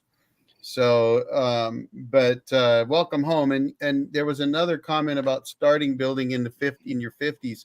I actually started my build in my 40s, and in my last 3 videos, I talk about several different things about building the cabin, and those 3 videos, I think, probably will explain pretty well some of the reasons why I'm still at it 15 years later. Setting aside that I make my own lumber too, but the truth is life gets in the way. We all know that. And that's the real truth, right? And I will tell you this, I bought a damn sawmill. So anybody that buys a sawmill knows the first thing that's going to happen after you learn how to make your own lumber is your neighbors are going to find out that you know how to make your own lumber. And then you won't be working on your cabin anymore for a while. Well, the almighty dollar. Well, you know, you can pay for your sawmill that way, but there's a reason why my sawmill is now at my cabin and not moving. I don't plan on in fact, Greggy's been bugging me to put a shelter over my sawmill, and I think he's going to get his wish at some point, because I don't think I'm going to be moving that. I don't think I'll go back on the road. One, with my back the way it is, I couldn't do it. So, you know, maybe after I get a couple vertebrae fused, I could. But at this point, it's not going to happen. That, and I have to get my hands redone. So the sawmill ain't moving. But and so that means I have less of an excuse to not finish my cabin and start the next one, I might add. I could tell you right now, when I built this log cabin, I had to literally hide the lumber, because if I didn't hide it, somebody would want to buy it and I would sell it. Yeah. I mean, you know, or in my case, it wasn't that I was selling lumber, but I was mobile. And, you know, I could work as much and as often as I wanted to from 2016 through 2020. And then again in 21 and 2, 3. I mean, I quit doing it, I think, in 23. And so 16 to 23, there were periods where I tried not to. Either I got hurt or work got in the way. But so you're talking, how many years is that? 7 years of you know, just constantly going mobile. And when you're going mobile, you ain't working on your cabin. So I made a commitment last year to knock it off.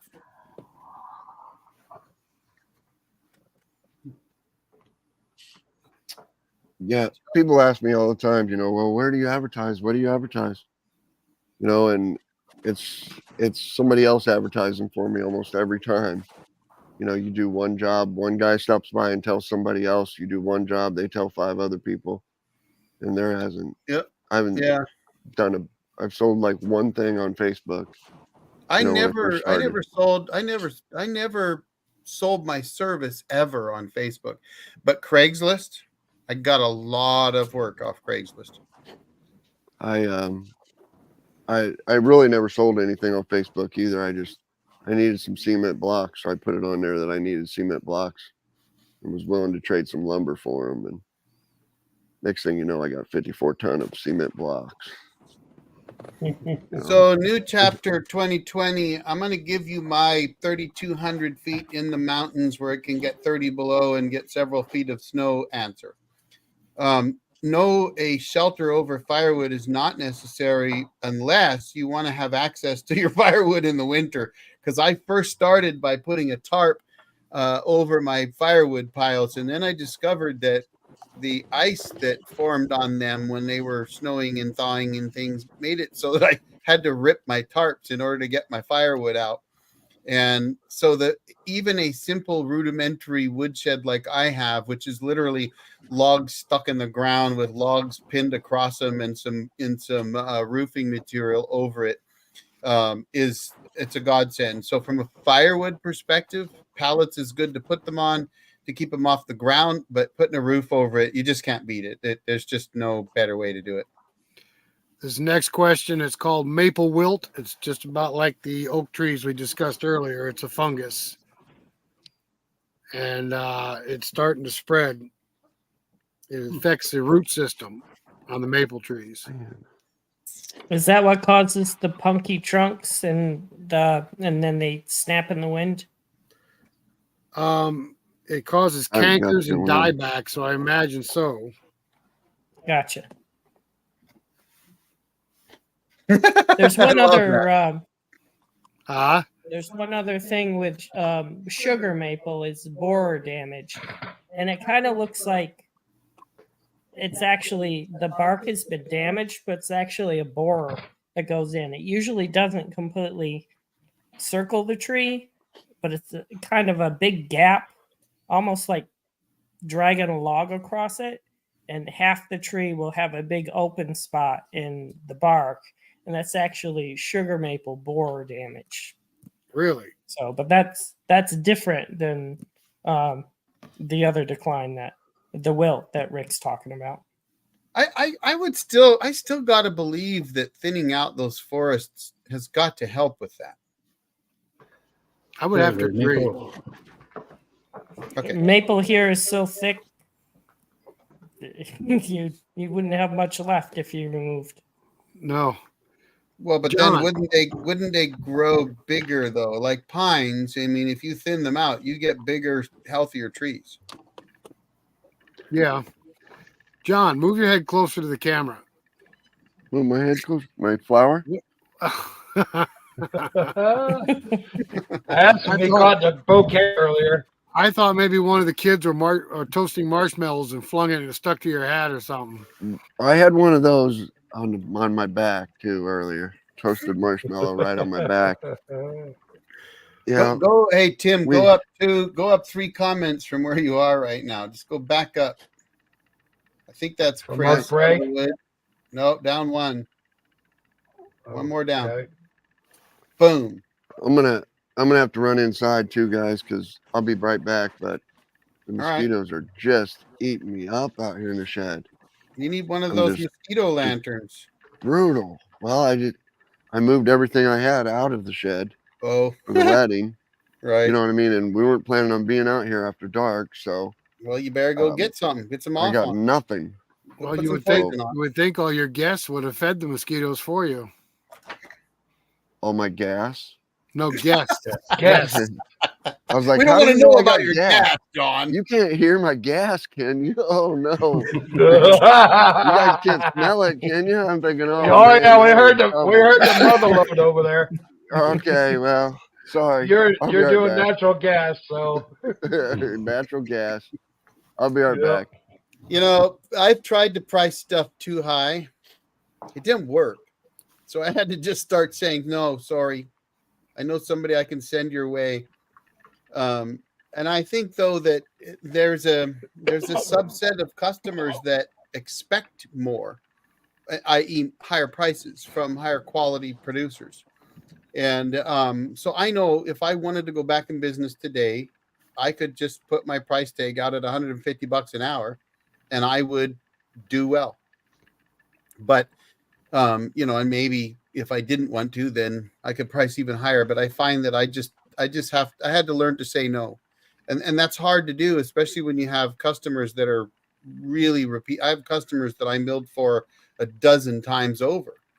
And so it's hard to turn those down. But I finally just had to put my foot down and say, okay, my mill's going to be stationary for a while and it may never move again. And yeah, Greg, you can come out and do the maintenance, but wait, I can do my own maintenance. What do I need you for? But rosemary oil. All We're in right, the Joseph. chemtrails now. Uh-oh. So explain to us, Also Joseph, swamp area. why they're trying to kill the trees that reflect sun away from the earth. Well, I think that's there's I will tell you this. I don't want to feed into anything, but I will tell you this. I did see an article about a month or two ago, and it was like an ABC News thing where they were interviewing a gal that worked for a company that were literally doing spraying. And it blew my mind because, look, contrails are real. I didn't say chemtrails. I said contrails. But they are actually doing spraying in areas, and it's pure insanity.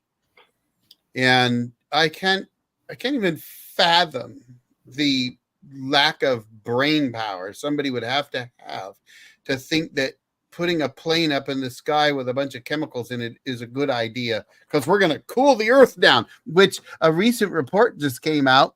Wait, I better not say this or YouTube will ban this video. yeah, don't say it, Eric. Bite your tongue. I shared it on a social media. I don't know if it's even visible now, but it was a recent report where the media probably shouldn't have admitted what they found. Okay, Well, back on sawmills or You or got me. power.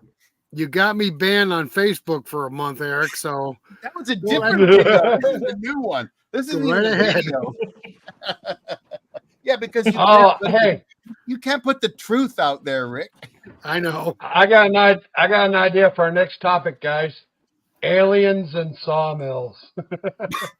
Alien abducted sawmills. Alien Yeah, abducted there you go. lawyers. Yeah, there you go. How about stick the word illegal in front of it? Yeah, right. No, yeah, Joseph, there's some insanity out there that I think I just am gonna move on because I don't want to get my blood pressure up. But Hey, there's Chris, definitely Rick, Rick, look what Chris wrote. Bigfoot If you is only knew. damaging. If he only knew what we found in that maple. Right. Oh, wait a minute. I can show him. Hang tight. I'll show you. That was You gotta John put- Davison's maple. Yeah. No, I I saw know. that Bigfoot maple.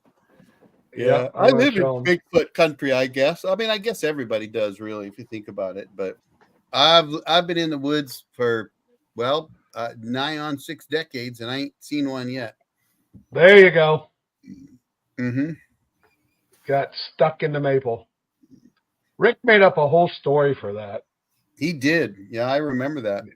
Yeah. All right, where are we at now? We've gone from chemtrails to Bigfoot. What else can we get into? Can we get this video demonetized? Oh, wait, it's not monetized anyway, so to hell with YouTube. Correct. Climate control, chemtrails. I hate to say it, but they are doing it. I did see the maple. Yep. Okay. Okay. Ooh, what other questions do we have? Come on, guys. What do you want to talk about? Oh, we still got 50 folks in here, so. Well, here we go. Tinfoil hats next. I have no doubt. I have no doubt the Navy's doing that. I'll tell you, there are things that the military does that people don't know that don't come out for years. They're not going to tell people what they're doing. You served. I served twice. John served. I don't know about Andy and Paul or Rick and Tim, but man, there's a lot of stuff they don't talk about. And there's things that people believe that, let's just say there's a hell of a lot more they can do than what people believe. I was drafted when they pulled out of Vietnam, and when they pulled out, they didn't need anybody, didn't want anybody, and I guess you could say I was lucky. So you got drafted. Did you do 2 years or did you get out? I didn't do anything. They canceled it. Oh, wow. Okay. Good for you. We don't want anybody else right now. 72-75, huh? Yep. So there's crazy stuff out there. Yep. Oh, yeah. All right. So what else we got? We've gone from Bigfoot to chemtrails, tinfoil hats, and the oxymoron of military intelligence. What do we want to talk about now? Wow, we've covered so much stuff tonight. I mean, we've gone through solar power and power stations and batteries and shit. What else do we need? Okay, so we have a new question here from Phil Sawyer. Our white pines aren't dying at the moment. I hope they don't start dying. Well, we get some with red rot. Yeah, red rot's been something we've dealt with for 50 years. What are they dying from, Phil? Do you know? I figured I'll scroll back through and see if we missed anything while we're waiting. Paul, Andy, you guys have any problems with the white pines? The smaller white pines get the white pine blister rust. This tends to girdle the trunk as well as some of the branches. Kills them after a year or so. I'm talking about one of the trees that are maybe 4, 5, 6 inches diameter. The bigger ones are. Yeah. Seems like we always get the big ones with the red rot. Yeah. Is absolutely correct about the deer. If you reduce the canopy and leave the tops laying, they will love it. Yeah. If there is going to be hunting in the near future, who knows? Oh, I think there'll always be hunting. Whether or not it's permitted or not is the other question. So, Eric, you're typing in Sawmill. Are you doing it under your YouTube or our YouTube? I'm doing it under the comments here. Is that not Oh, is that what I'm doing wrong? Yeah, it's probably your YouTube. That's why it's not coming up. No, I did it on yours. So that there, I did that one on my own live stream, and I've done it on your live stream. Joseph, well, in StreamYard. Joseph, you can run a sawmill operation on an acre of land. It depends on storing logs and your neighbors, basically. Yeah, as long as you're bringing in logs. Here's a question for you, Tim. Does that sawmill comment have to be made in a separate live stream than StreamYard? I think it's just like it's under our YouTube because when I type it in here, it's under our YouTube. Yeah, And I'm mine on, pops I'm up. on. It used to work in StreamYard, but it's not Yeah, working. mine Here. popped. Let's see if it pops up. I just typed it in there. Yeah, yours popped up earlier. And in case anybody's wondering, if you type, Yep, usually there, if you type there it goes. sawmill, then it kicks up a channel link. Yes, should be from StreamYard because that's where the Nightbot's kicking Yeah, into. it's not working when I do it. Just FYI. That's weird. Yeah, It didn't all do right. it for Andy either. No, he didn't. Yeah, that's all right. Chris, That's okay. Chris, You all type know in who I am. There you go. Chris, type in sawmill and see what it does. How do you like your winch to help roll logs? How much acreage? So the one thing I'll say about acreage is All to right, run so a sawmill. You could Southern- run a sawmill on half an acre, by the way, if you bring the logs in. Paul or Andy just got it to work. You gotta come up with a way to get rid of your waste, your offcuts. They could take up space pretty quick if you don't have a plan. All right, Chris's worked, Eric. So did Paul and Andy's. Well, I just typed it and we'll see, but I don't see it. Huh, that's crazy. I And like see multiple. Paul or Andy just typed "okay" for small logs like 5 times. Okay, I okay. don't know why. I like watching Paul and Andy's winch work because it seems like it's more work to roll a log than it is just to grab the PV and roll it. Well, I was watching their video today and I saw Paul was having a struggling time trying to turn that big old pine. And Andy was driving by in this little tractor waving, bye. I'm going to cut the yard. I'm going to cut the orchard. Bye. Yeah, have fun. And Paul was struggling too, Andy. He says, I need Andy. Actually, I can be redesigning the winch. Right now, with big log, it starts racking the whole building. Has some boards lead up against the front front corner post. Yep. And this last time, they fell over from using the winch too much. So Now, I redesigned it saw so it you- goes more straight upright. I saw where you're kung fuing on that big pine today, or whenever you made the video. Got to teach you a lesson. Yeah.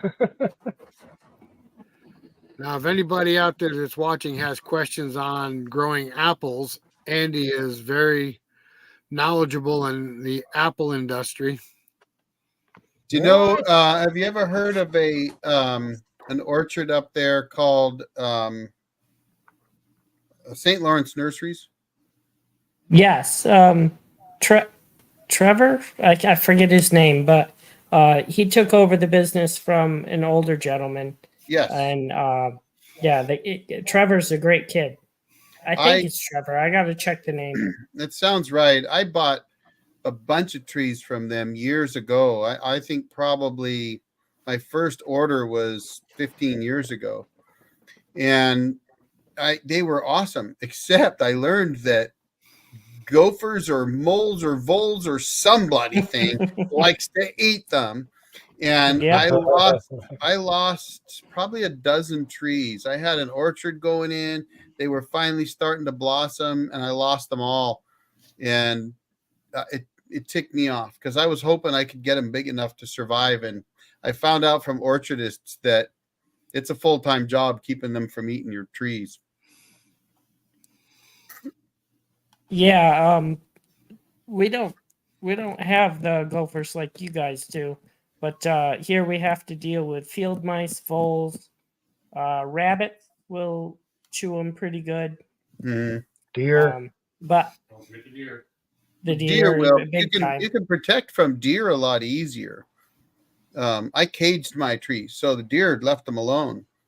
But I spent man, I'll tell you what, when you show up in the spring and your trees are laying over on the cage like this and they look like a spear at the bottom, it's disheartening. So I gave up, and then we sold our place that we had in Moses Lake about 4 years ago, and I had some nice trees in there, and I haven't put them in here yet. And in my opinion, everybody should have a bloody fruit tree in your yard, and I hate not having them. But I thought about getting a couple, like a Crimson Beauty and a couple others from St. Lawrence Nurseries, because I think that's the best place to get them, frankly. they're awesome because everything they all their trees are on Antonovka, which is a Russian rootstock. It's correct. extremely cold hardy. That's why I bought them, because I was at 3,200 feet and can get 30 below. So Yep. So yeah, we're at about what do I have in the orchard now? 600 and something trees. So how many? Six. It's six something. It might be around 650 right now. So how many acres do you have treed? The lot is 12 acres. I think I calculated between 7 and 8 acres in the fence line Of apples, or just Yep. fruit? Oh, apples. So are you pear. Are you in a co-op then, or? No, it's not producing yet, but it's getting to the point where it will shortly. So And next couple of years. what'd you put in? I have over 150 different varieties of apple alone, and then there's, I think, 20 varieties of pear. Wow. Now, are you doing that for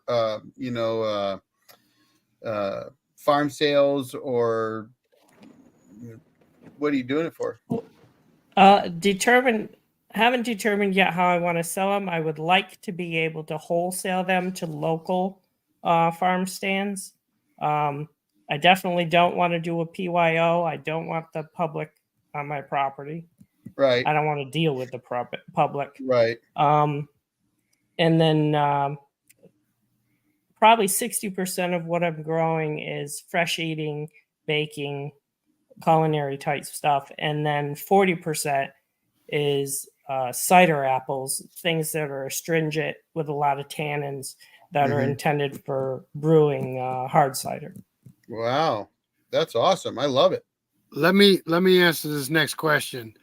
If you could see Andy's orchard, there isn't a state prison around that wouldn't be jealous of how he keeps the deer and the bear out of his orchard. I don't doubt it, because I live in, well, I mean, if you know apples, you've probably heard of the Okanagan. And if you haven't, look it up, because the Okanagan is one of the biggest producers probably in North America. It is fruit central, and that's where my property is. And those guys, they're putting in 12 and 15 foot fences in some cases, because moose can jump over an 8-foot fence, right? And so but those guys, like, I know guys that put in 20 acres of honey crisps, because they could make $100+ grand a year off 20 acres putting apples in. But the problem is, as soon as honey crisps go out of favor, then you got to graft on something else, right? And so it's a crapshoot, I think. Well, you get in within 20 feet of Andy's fence, and the hair stands up on your arm. I like it. That's awesome. And there's That's the loud buzzing noise that goes hum. That's it. I want to come for a tour now. That's a man. He brought us for Eric. He brought us for a tour. He goes, "Hang on a minute, guys. Don't get close to the fence. Let me turn it off." You don't have a pacemaker, do you? Stay 20 feet back. I don't think the spark will throw that far. There's a graveyard. There's a graveyard over by the corner of it, and he says Yeah. it's been there for years, but I think it's Yeah. fresh myself. Each time someone comes and zaps themselves.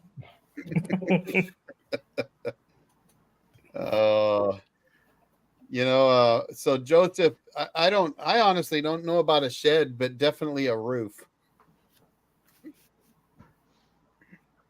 Bears, the one thing about bears is if they're eating apples, they'd probably be really nice tasting bears. Oh yeah, absolutely. Look what Michael said. That's fence is why you have nice things. Well, Michael, it's not your bears you got to worry about, your cows. Well, right. Yeah. Paul and Andy took us for a tour of their property, and it took almost 8 hours. I don't know how much they own, but it's a lot. Yeah, I saw that video actually. I remember that's been a while, like a year ago, maybe, right? Yeah, it was a long time ago. Yeah. At least 2 woodsman stays, right, guys? Yeah, exactly. Yeah. Yeah, we came back after woodsman stays. That was a good time. Well, solar power electric fences do work, and you can do. There's a lot of things. Look, I grew up in that kind of country, right? Bears, mountain lions, cougars, oh my, wolves, whatever. But there are things you can do, and fencing does work. And bears are pretty smart. You put an electric fence in around an orchard, and the bears ain't going in.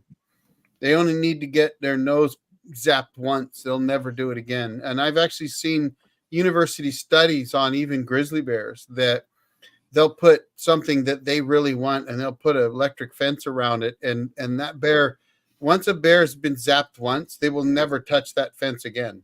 And if they can't dig underneath it, which they might try, but if they can't dig underneath it, they can tell there's electricity there from inches away. Like they will not screw with it. Absolutely. And bear meat is good, by the way. It's basically, a bear is the same family as a pig. It's the same family. So it's basically the same as pork. You just have to cook it well. And Any it's dark. any bear that I've killed always tastes like beef, but I can tell you a secret about bears is anything they eat absorbs into the fat under their hide. So if they're eating out of a dump, your bear is going to taste like a dump. Yeah, that's true. Yeah. And if they're eating fish, same way, they're going to have a fishy smell. Mhm. So if you get a bear that's just eating in the woods or eating an apple orchard, yeah, it's going to be really good meat. Yep. I'd rather have a blackberry bear. I agree that the bear I've had does taste more like beef than pork, but it is of the pork family. So Right. you have the same risks like trichinosis and all that kind of stuff. Yep, absolutely. Somebody's camera went dead on us too, by the way. Looks like Paul.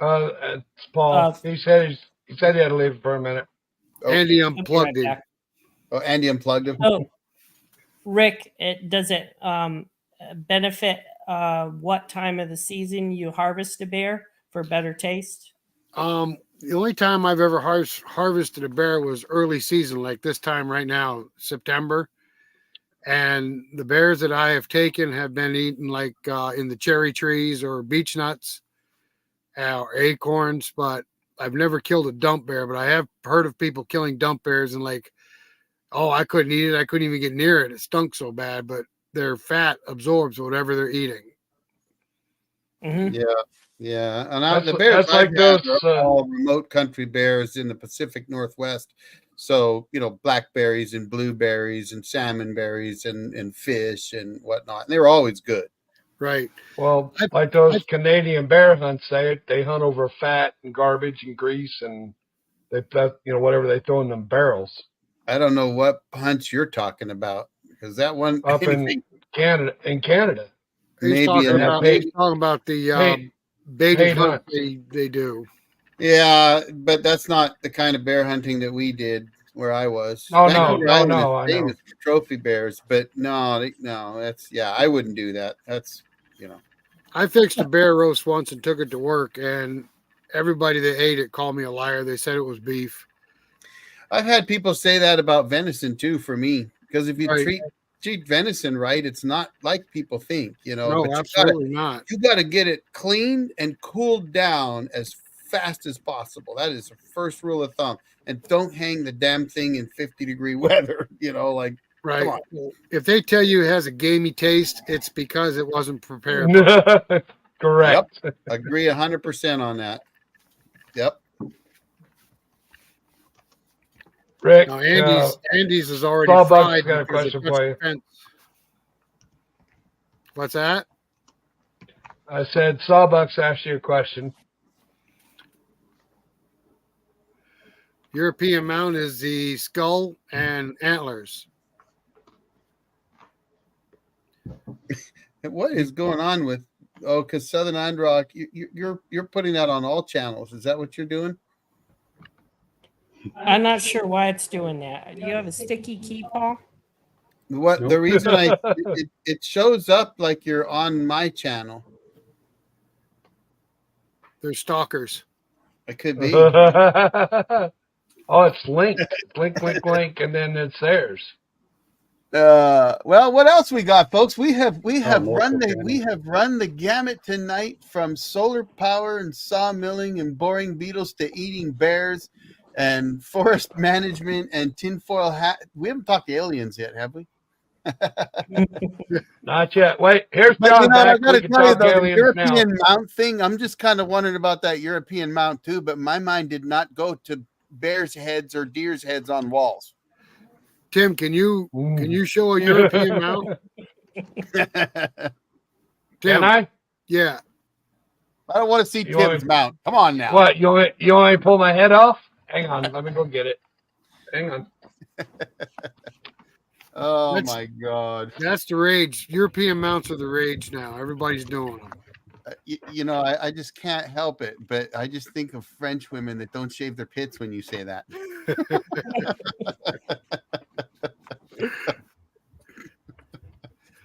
Okay, we're going down a rabbit hole now. Actually, I cannot. It's way up. It's way high. I can't get to it. We're not going to It's just a skull's head with the antlers. All right, later, Joseph. What time we got, guys? Holy cow. 7:00. What else we got? We got enough people viewing here that we should have some questions now. So one of the things I like to always say, I just saw a question here. All right, John's back. Okay to Hey, burn John. flash on Hi. future building site or put it somewhere else like a parking spot. Did you guys see that one? Oh, it's the current question by New Chapter 2020. Yeah, I'm getting to it. There we go. Yeah. So from my perspective, yeah, it's okay to do that. But I would say if you're planning on building in the near future, I wouldn't do it because of all the charcoal. It's going to get everywhere in your boots. It's just going to be all over. So if it's somewhere you're going to build in 5 years, yeah, no problem at all. You won't even notice that you burned there in 5 years. But if you're thinking of burning there now and building next year, I personally wouldn't do that. Not unless I had a tractor with a box blade, which I do, because then I can clear it out. Anybody else want to tackle that one? Got quiet. Flash up here. No, I don't want to check that one. I can tell you, I don't know about building on a burned area, but I can tell you I had a house once that had a small fire in it. And for years afterwards, it smelled like smoke every time it rained. I mean, if it's on the ground and you've got a tractor with a box blade or something, I wouldn't be worried about it at all. But if I wouldn't burn slash where I'm going to build if I'm going to build there within a fairly short window of time. But I burn, like on my property where I burn, I kind of move it around. Sometimes I only move it 10 or 20 feet, but you couldn't tell, frankly, that I burned in one spot by the time I've gone through with my tractor and cleaned everything up. However, I also bury my burn piles like you've seen probably Michael Wilson do I do the same thing because of forest fire. You know, you got to worry about fires where we're at. So if I burn when it's done burning, I will bury that in dirt. And what that means is that when I go and clean it up a year later, there's going to be burned pieces of branches and whatever still in the dirt. So personally, I wouldn't do it. I would burn somewhere else. And if it's just that's the only clear spot you have, well, I'd probably clear more then. That's just from my perspective. You know, I don't know how much land you have, but I've got 20 acres, so I've got plenty of room to move a burn pile, frankly, right? I'm not like Andy and Paul who've got like 1,000 acres or something like that, you know. I'm personally not allowed to burn anything anymore. That's because he's trying to burn wasps. Why is that? My wife is quite frankly tired of carrying water to our forest fires. Boy, Phil Sawyer, you just asked One gallon at a time. this question that Phil just put out there. You're throwing some fighting words out there now because John's going to tell you diesel. I mean, he's going to fight you on that one. I'm going to tell you that I think that diesel has its place, but pine sol, dawn, and water, frankly, works probably 90 to 95% of the time just fine. But when you get into heavy pitch buildup, you can't beat diesel. I can tell you, He also said in the winter. Hudson recommends using windshield washer fluid. Washer fluid, yep. Yeah, in the winter, I do windshield washer fluid with pine sol and dawn. I just change from water to windshield washer fluid in the winter. But again, diesel has its place, and I believe you just need a drip or two of diesel, which is harder to do with a squirt can. But if you're getting a big pitch buildup and the windshield washer fluid, pine and dawn, pine sol and dawn won't cut it, diesel will. Have any of you guys used the cotton spindle lube? No. I've heard it, but No, I was just at Hudson last week, and John was explaining to a guy that bought a sawmill through us. He was saying like one drip for every 3 seconds of washer fluid, or he just said dishwashing liquid. That was all that he recommended. He didn't even recommend pine sol. Last year, I used RV antifreeze, which is a non-alcoholic solution, and it worked really well for me and didn't seem to cause any problems. Yeah, I mean I cut mostly ponderosa pine, and Wood Miser, their recommendation is water, pine sol, and dawn, or windshield washer fluid, pine sol, and dawn. And I agree with that, but I will agree with John and others that diesel will cut any sap you have if you get sap buildup. So I prefer a combination. I like the windshield washer fluid, pine sol and dawn in the wintertime, or any dish liquid. And it's a healthy squirt of dish liquid and a glug, half a cup or a cup of pine sol in the water or windshield washer fluid, and it will cut that pine sap. But absolutely, I've run into times where I don't care what you're doing, it wasn't going to cut it, and then a little squirt of diesel will clean it right up. Well, now we cut a lot of hemlock and white pine. Hemlock will not cause a pitch buildup on your blade. Hemlock's not very pitchy, but white pine, on the other hand, I've actually gotten to the point to where I had to scrape it off the blade. Yep. If Robert Milton is saying that spindle lube works good, well, I mean, when it comes to hardwoods, ain't nobody. I mean, he's super knowledgeable. I know him from Forestry Forum, and good guy, knows what he's talking about. Don't doubt for a minute that it's probably quite good. I'm just going to keep running my water. Does it work? And I got a well, so my water's basically free.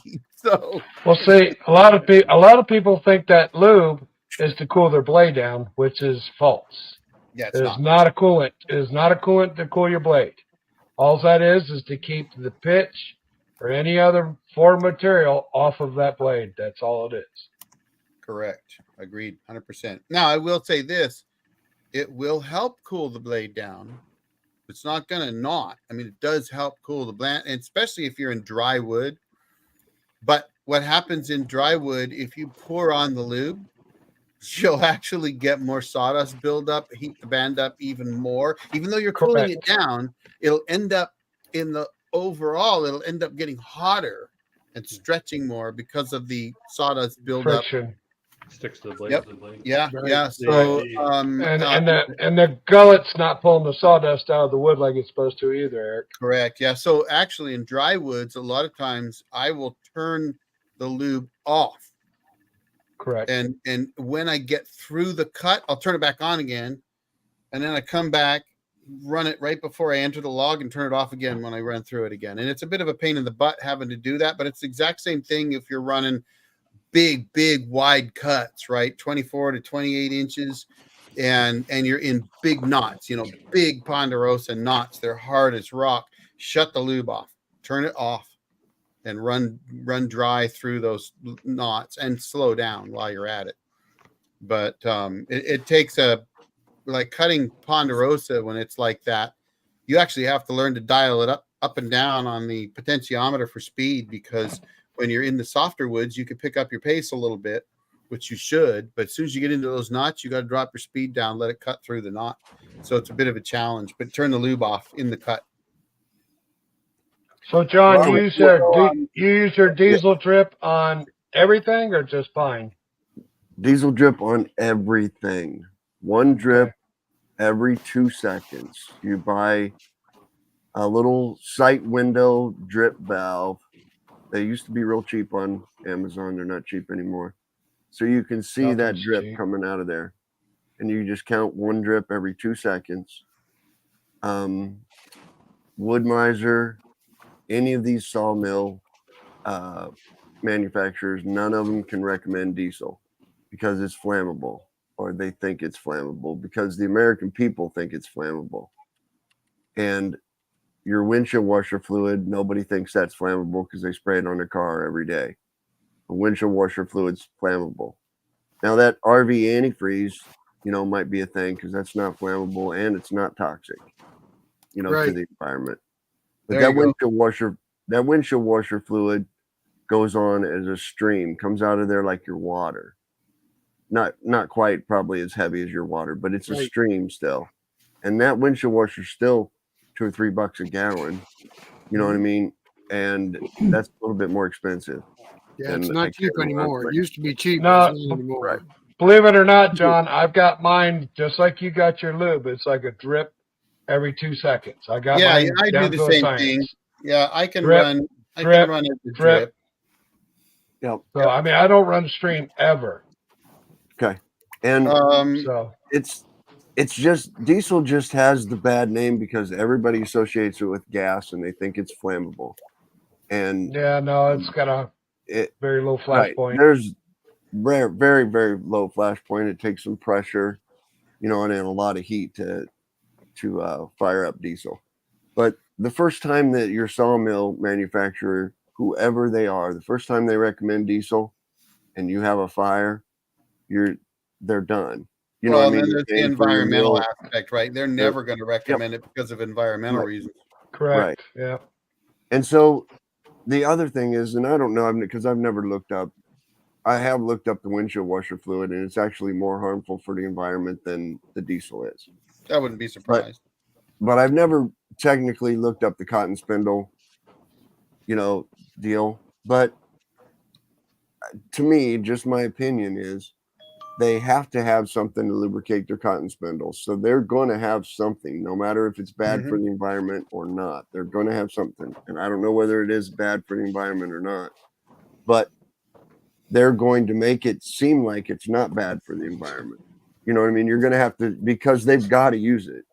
And they can't say that they're putting this stuff on their cotton fields, and picking cotton, Right. because the American people wouldn't allow that. But I've never really dug into it, so I don't know that for a fact.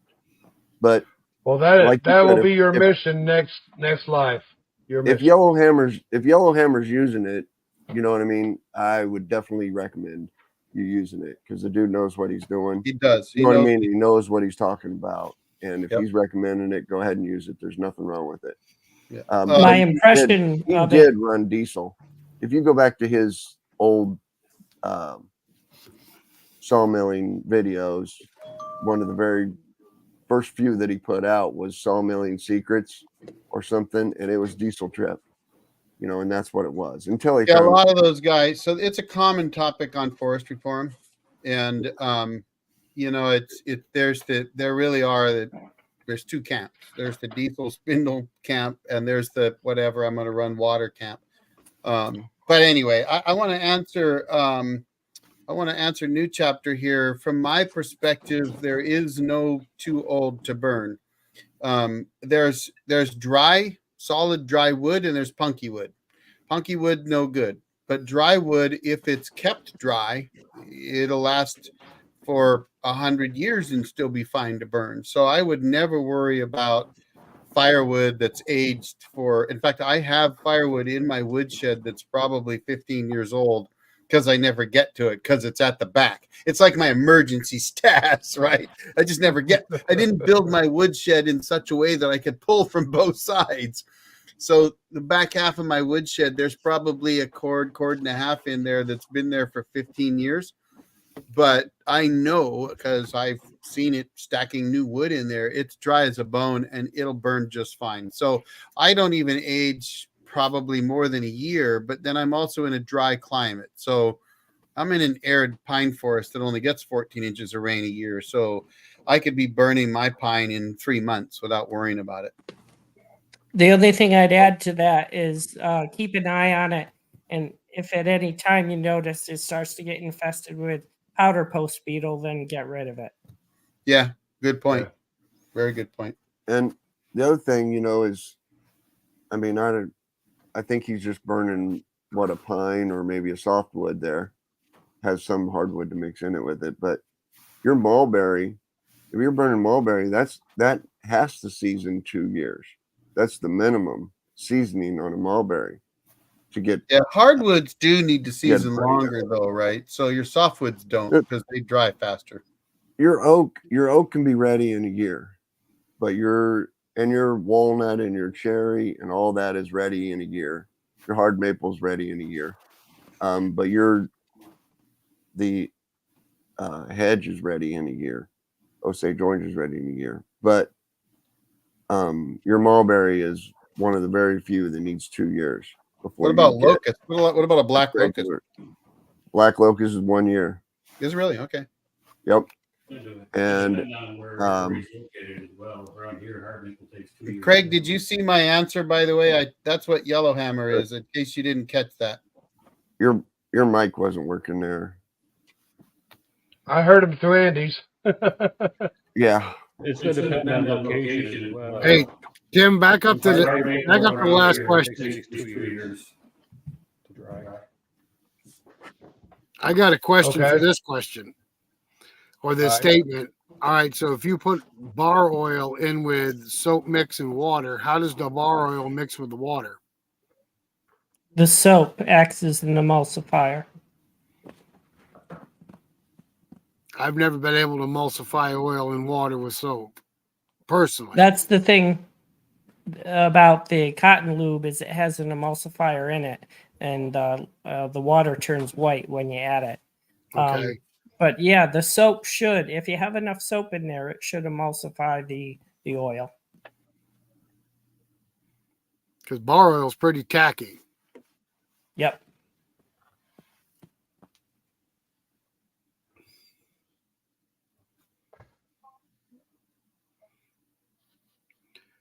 Same climate as the old jarhead. Yeah. Okay.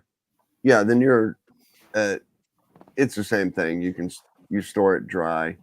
You know what I mean? As long as it doesn't get punky, you can store it for as long as you want. the one thing I will say, and this goes for lumber as well as firewood, air movement is what dries the wood out. And So you never want to wall it completely in because it'll just mold. It won't dry. And it's a common problem. A lot of times mobile sawyers will go out and mill for somebody. They'll stack all their lumber in their garage because they think that they need to keep it dry and protected from the elements. And in reality, that is actually going to ruin it. So firewood is the same. That's why I say put a roof over it, but don't put walls around it. Or if you do, make sure those walls are porous, like a lattice work, so that the wind can move through. That's the key. Air movement keeps it from rotting. And so that's why I say, 100-year-old firewood would be perfectly fine. As long as it's not on the ground, not getting wet, and it's got air movement to keep it dry. Yes, Fine. absolutely. Then if you're worried about powder post beetle, you can put some borate on it and probably kill them all. Or burn it. Yep, burn it. Absolutely. What else we got, guys? We're sitting at close to, well, we're actually at 2.5 hours almost now. I told Darcy, probably be an hour tonight. I got to get up early tomorrow too. We have, I don't know if anybody watches stuff like the Iron Man competitions. There was a cool movie out about a dog, King or something, whatever. But if you ever watch the Iron Man stuff, no, I'm not running in an Iron Man, but our Jeep club or our 4x4 club is providing some, I won't want to say crowd control, but road blocking and road, direction type control stuff tomorrow. So we're going to be up at the crack of dawn and heading over for the Ironman. So if you watch, this one's not being live televised this year. I guess it will be next year, but it'll be out there. There's 3,000 entrants in it. So we'll be getting up early. So I'm probably going to drop soon, I guess is my point. Well, I think we're going to probably shut down around 10:30 anyway, our time. So 2.5 hours is a long time. We've been doing really well, guys. We're hovering between 60, 62, 63. We're doing a good job. Good. That's good. All right. Phil Sawyer there, Tim, has a question for us.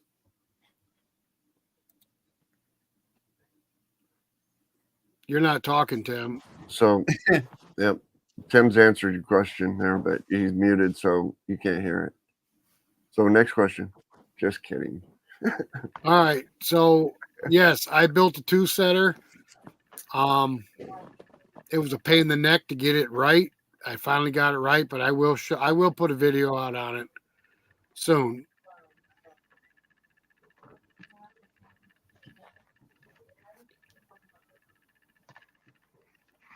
What does it just one tooth at a time? No, it does 2 teeth at a time. It's basically like your woodland mill setter.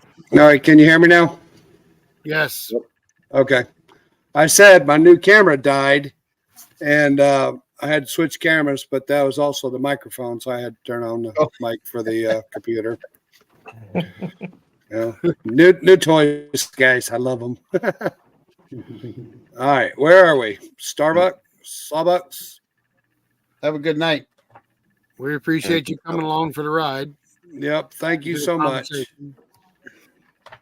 And Paul Bunyan Show in Ohio, October 4th through the 6th. So Chris and his wife will be there. Where's the Paul Bunyan show? Ohio. Ohio. Yep. Oh yeah, there it is. I would love to go, but that's a little far for me yet. When am I going to let Tim come? I'll with me for a week. Okay. Well, still waiting on some suspenders here, Craig. I remember somebody telling me he was going to sell me something when I was sick, but I didn't get nothing. So, to mill. No, Craig, Tim doesn't want to come out and mill with you because then he's going to go home and buy a wood miser. No. I I got a good thing going here with Hudson. I appreciate it though. But telling you, that's why Michael doesn't want me to bring my mill down to Southern Oregon, because he don't want to see how that hydraulics and computer set works. Yeah. Good night, Chris. Good night, new chapter. And I wouldn't want to be out there where Craig is either, man. That dude's milling some big volumes of pine. You know, I wouldn't enjoy that at all. Milling pine is fine. Yeah. Just let her rip. I know it's fine, but I'm there for the grain and the hardwoods, you know, and the beauty of that hardwood grain. Well, Craig, what do you got? A 40 and a LT50, right? He's spoiled. Yeah, And I think he's got a molder now, and a bulldozer and an edger and I think he's got an airplane too. You know, I mean, some of us probably does have an airplane. And knick-knack, paddywhack, give Craig a bone. Yeah, I would not want that operation. That would just be too much like work. Yes. Yep. That's because we're old, John. Yep. I'm getting younger every day. I don't know about you guys. Yeah, only in your mind. Right. Yeah, I keep saying I'm getting younger too, except for when I had to pull a walker out, I didn't feel that young anymore. It's called dementia. Yeah. I forgot how to walk. Yeah. Oh my. I was doing it yesterday, I'm sure. Right. I was loading that kiln with 2-inch slabs yesterday, and man, I knew I wasn't getting any younger. I'm telling you what, boy. Well, I'm going to tell you guys something. If you really want to tap into something, we've been doing this crafters box for, I don't know, several years, 5 years, right, Rick? About 5 years. I gotta say, I want to tap into that box. I know you do, John. Now we're back to the European mounting thing. But let me tell you something. That box has saved our ass more than a little bit. You know, you can slab everything out, cut it in half, throw it in there, sell it $5-6 a slab, and let it go. And it's selling green. Oh my God, yes. You know, and it's crazy because how many will we have? Like 12 people come out today, Rick? You got to understand though, it's firewood logs that we're slabbing. They're not primo logs. They're logs that would be going for firewood for anything else. Right. If it's not knotty, if it's not got character in it, nobody wants it. Yeah, these last 2 videos we did was on the crafters box, but I mean, we got whacked the last 2 weekends with this thing. Of course, it is fall, and the crafters are going crazy right now with the fairs and stuff. Right. But Yeah, I don't sell lumber, so I'm a lumber hoarder. No, I do. Unfortunately, we are too. To a crafter's box right here. I just don't have a box to put it in. But I sell a lot of stuff to little crafters. You should though, John. You should get like a 20-footer.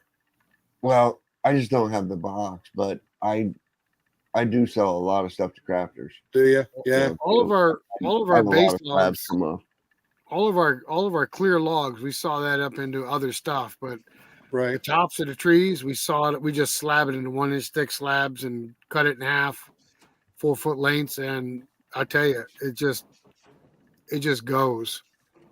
It's unreal. Well, I cut 2 cherry logs yesterday. They were gone today. Yeah. That's awesome. Well, guys, I think I'm going to call it a night and get a quick bite to eat. Yeah, I think we're going to shut this thing down. We've been on 2.5 hours. That's a long time. It's a long time, but it's been fun. It's been a lot of fun. They've kept this conversation going. We've covered a lot of subjects tonight. We sure did.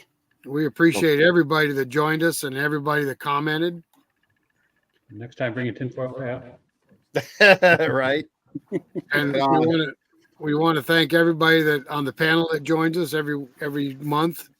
It's a great group of guys. Yeah, we're very knowledgeable. A lot of knowledge right here. Well, we covered a lot tonight. We try to make it look like there is anyway.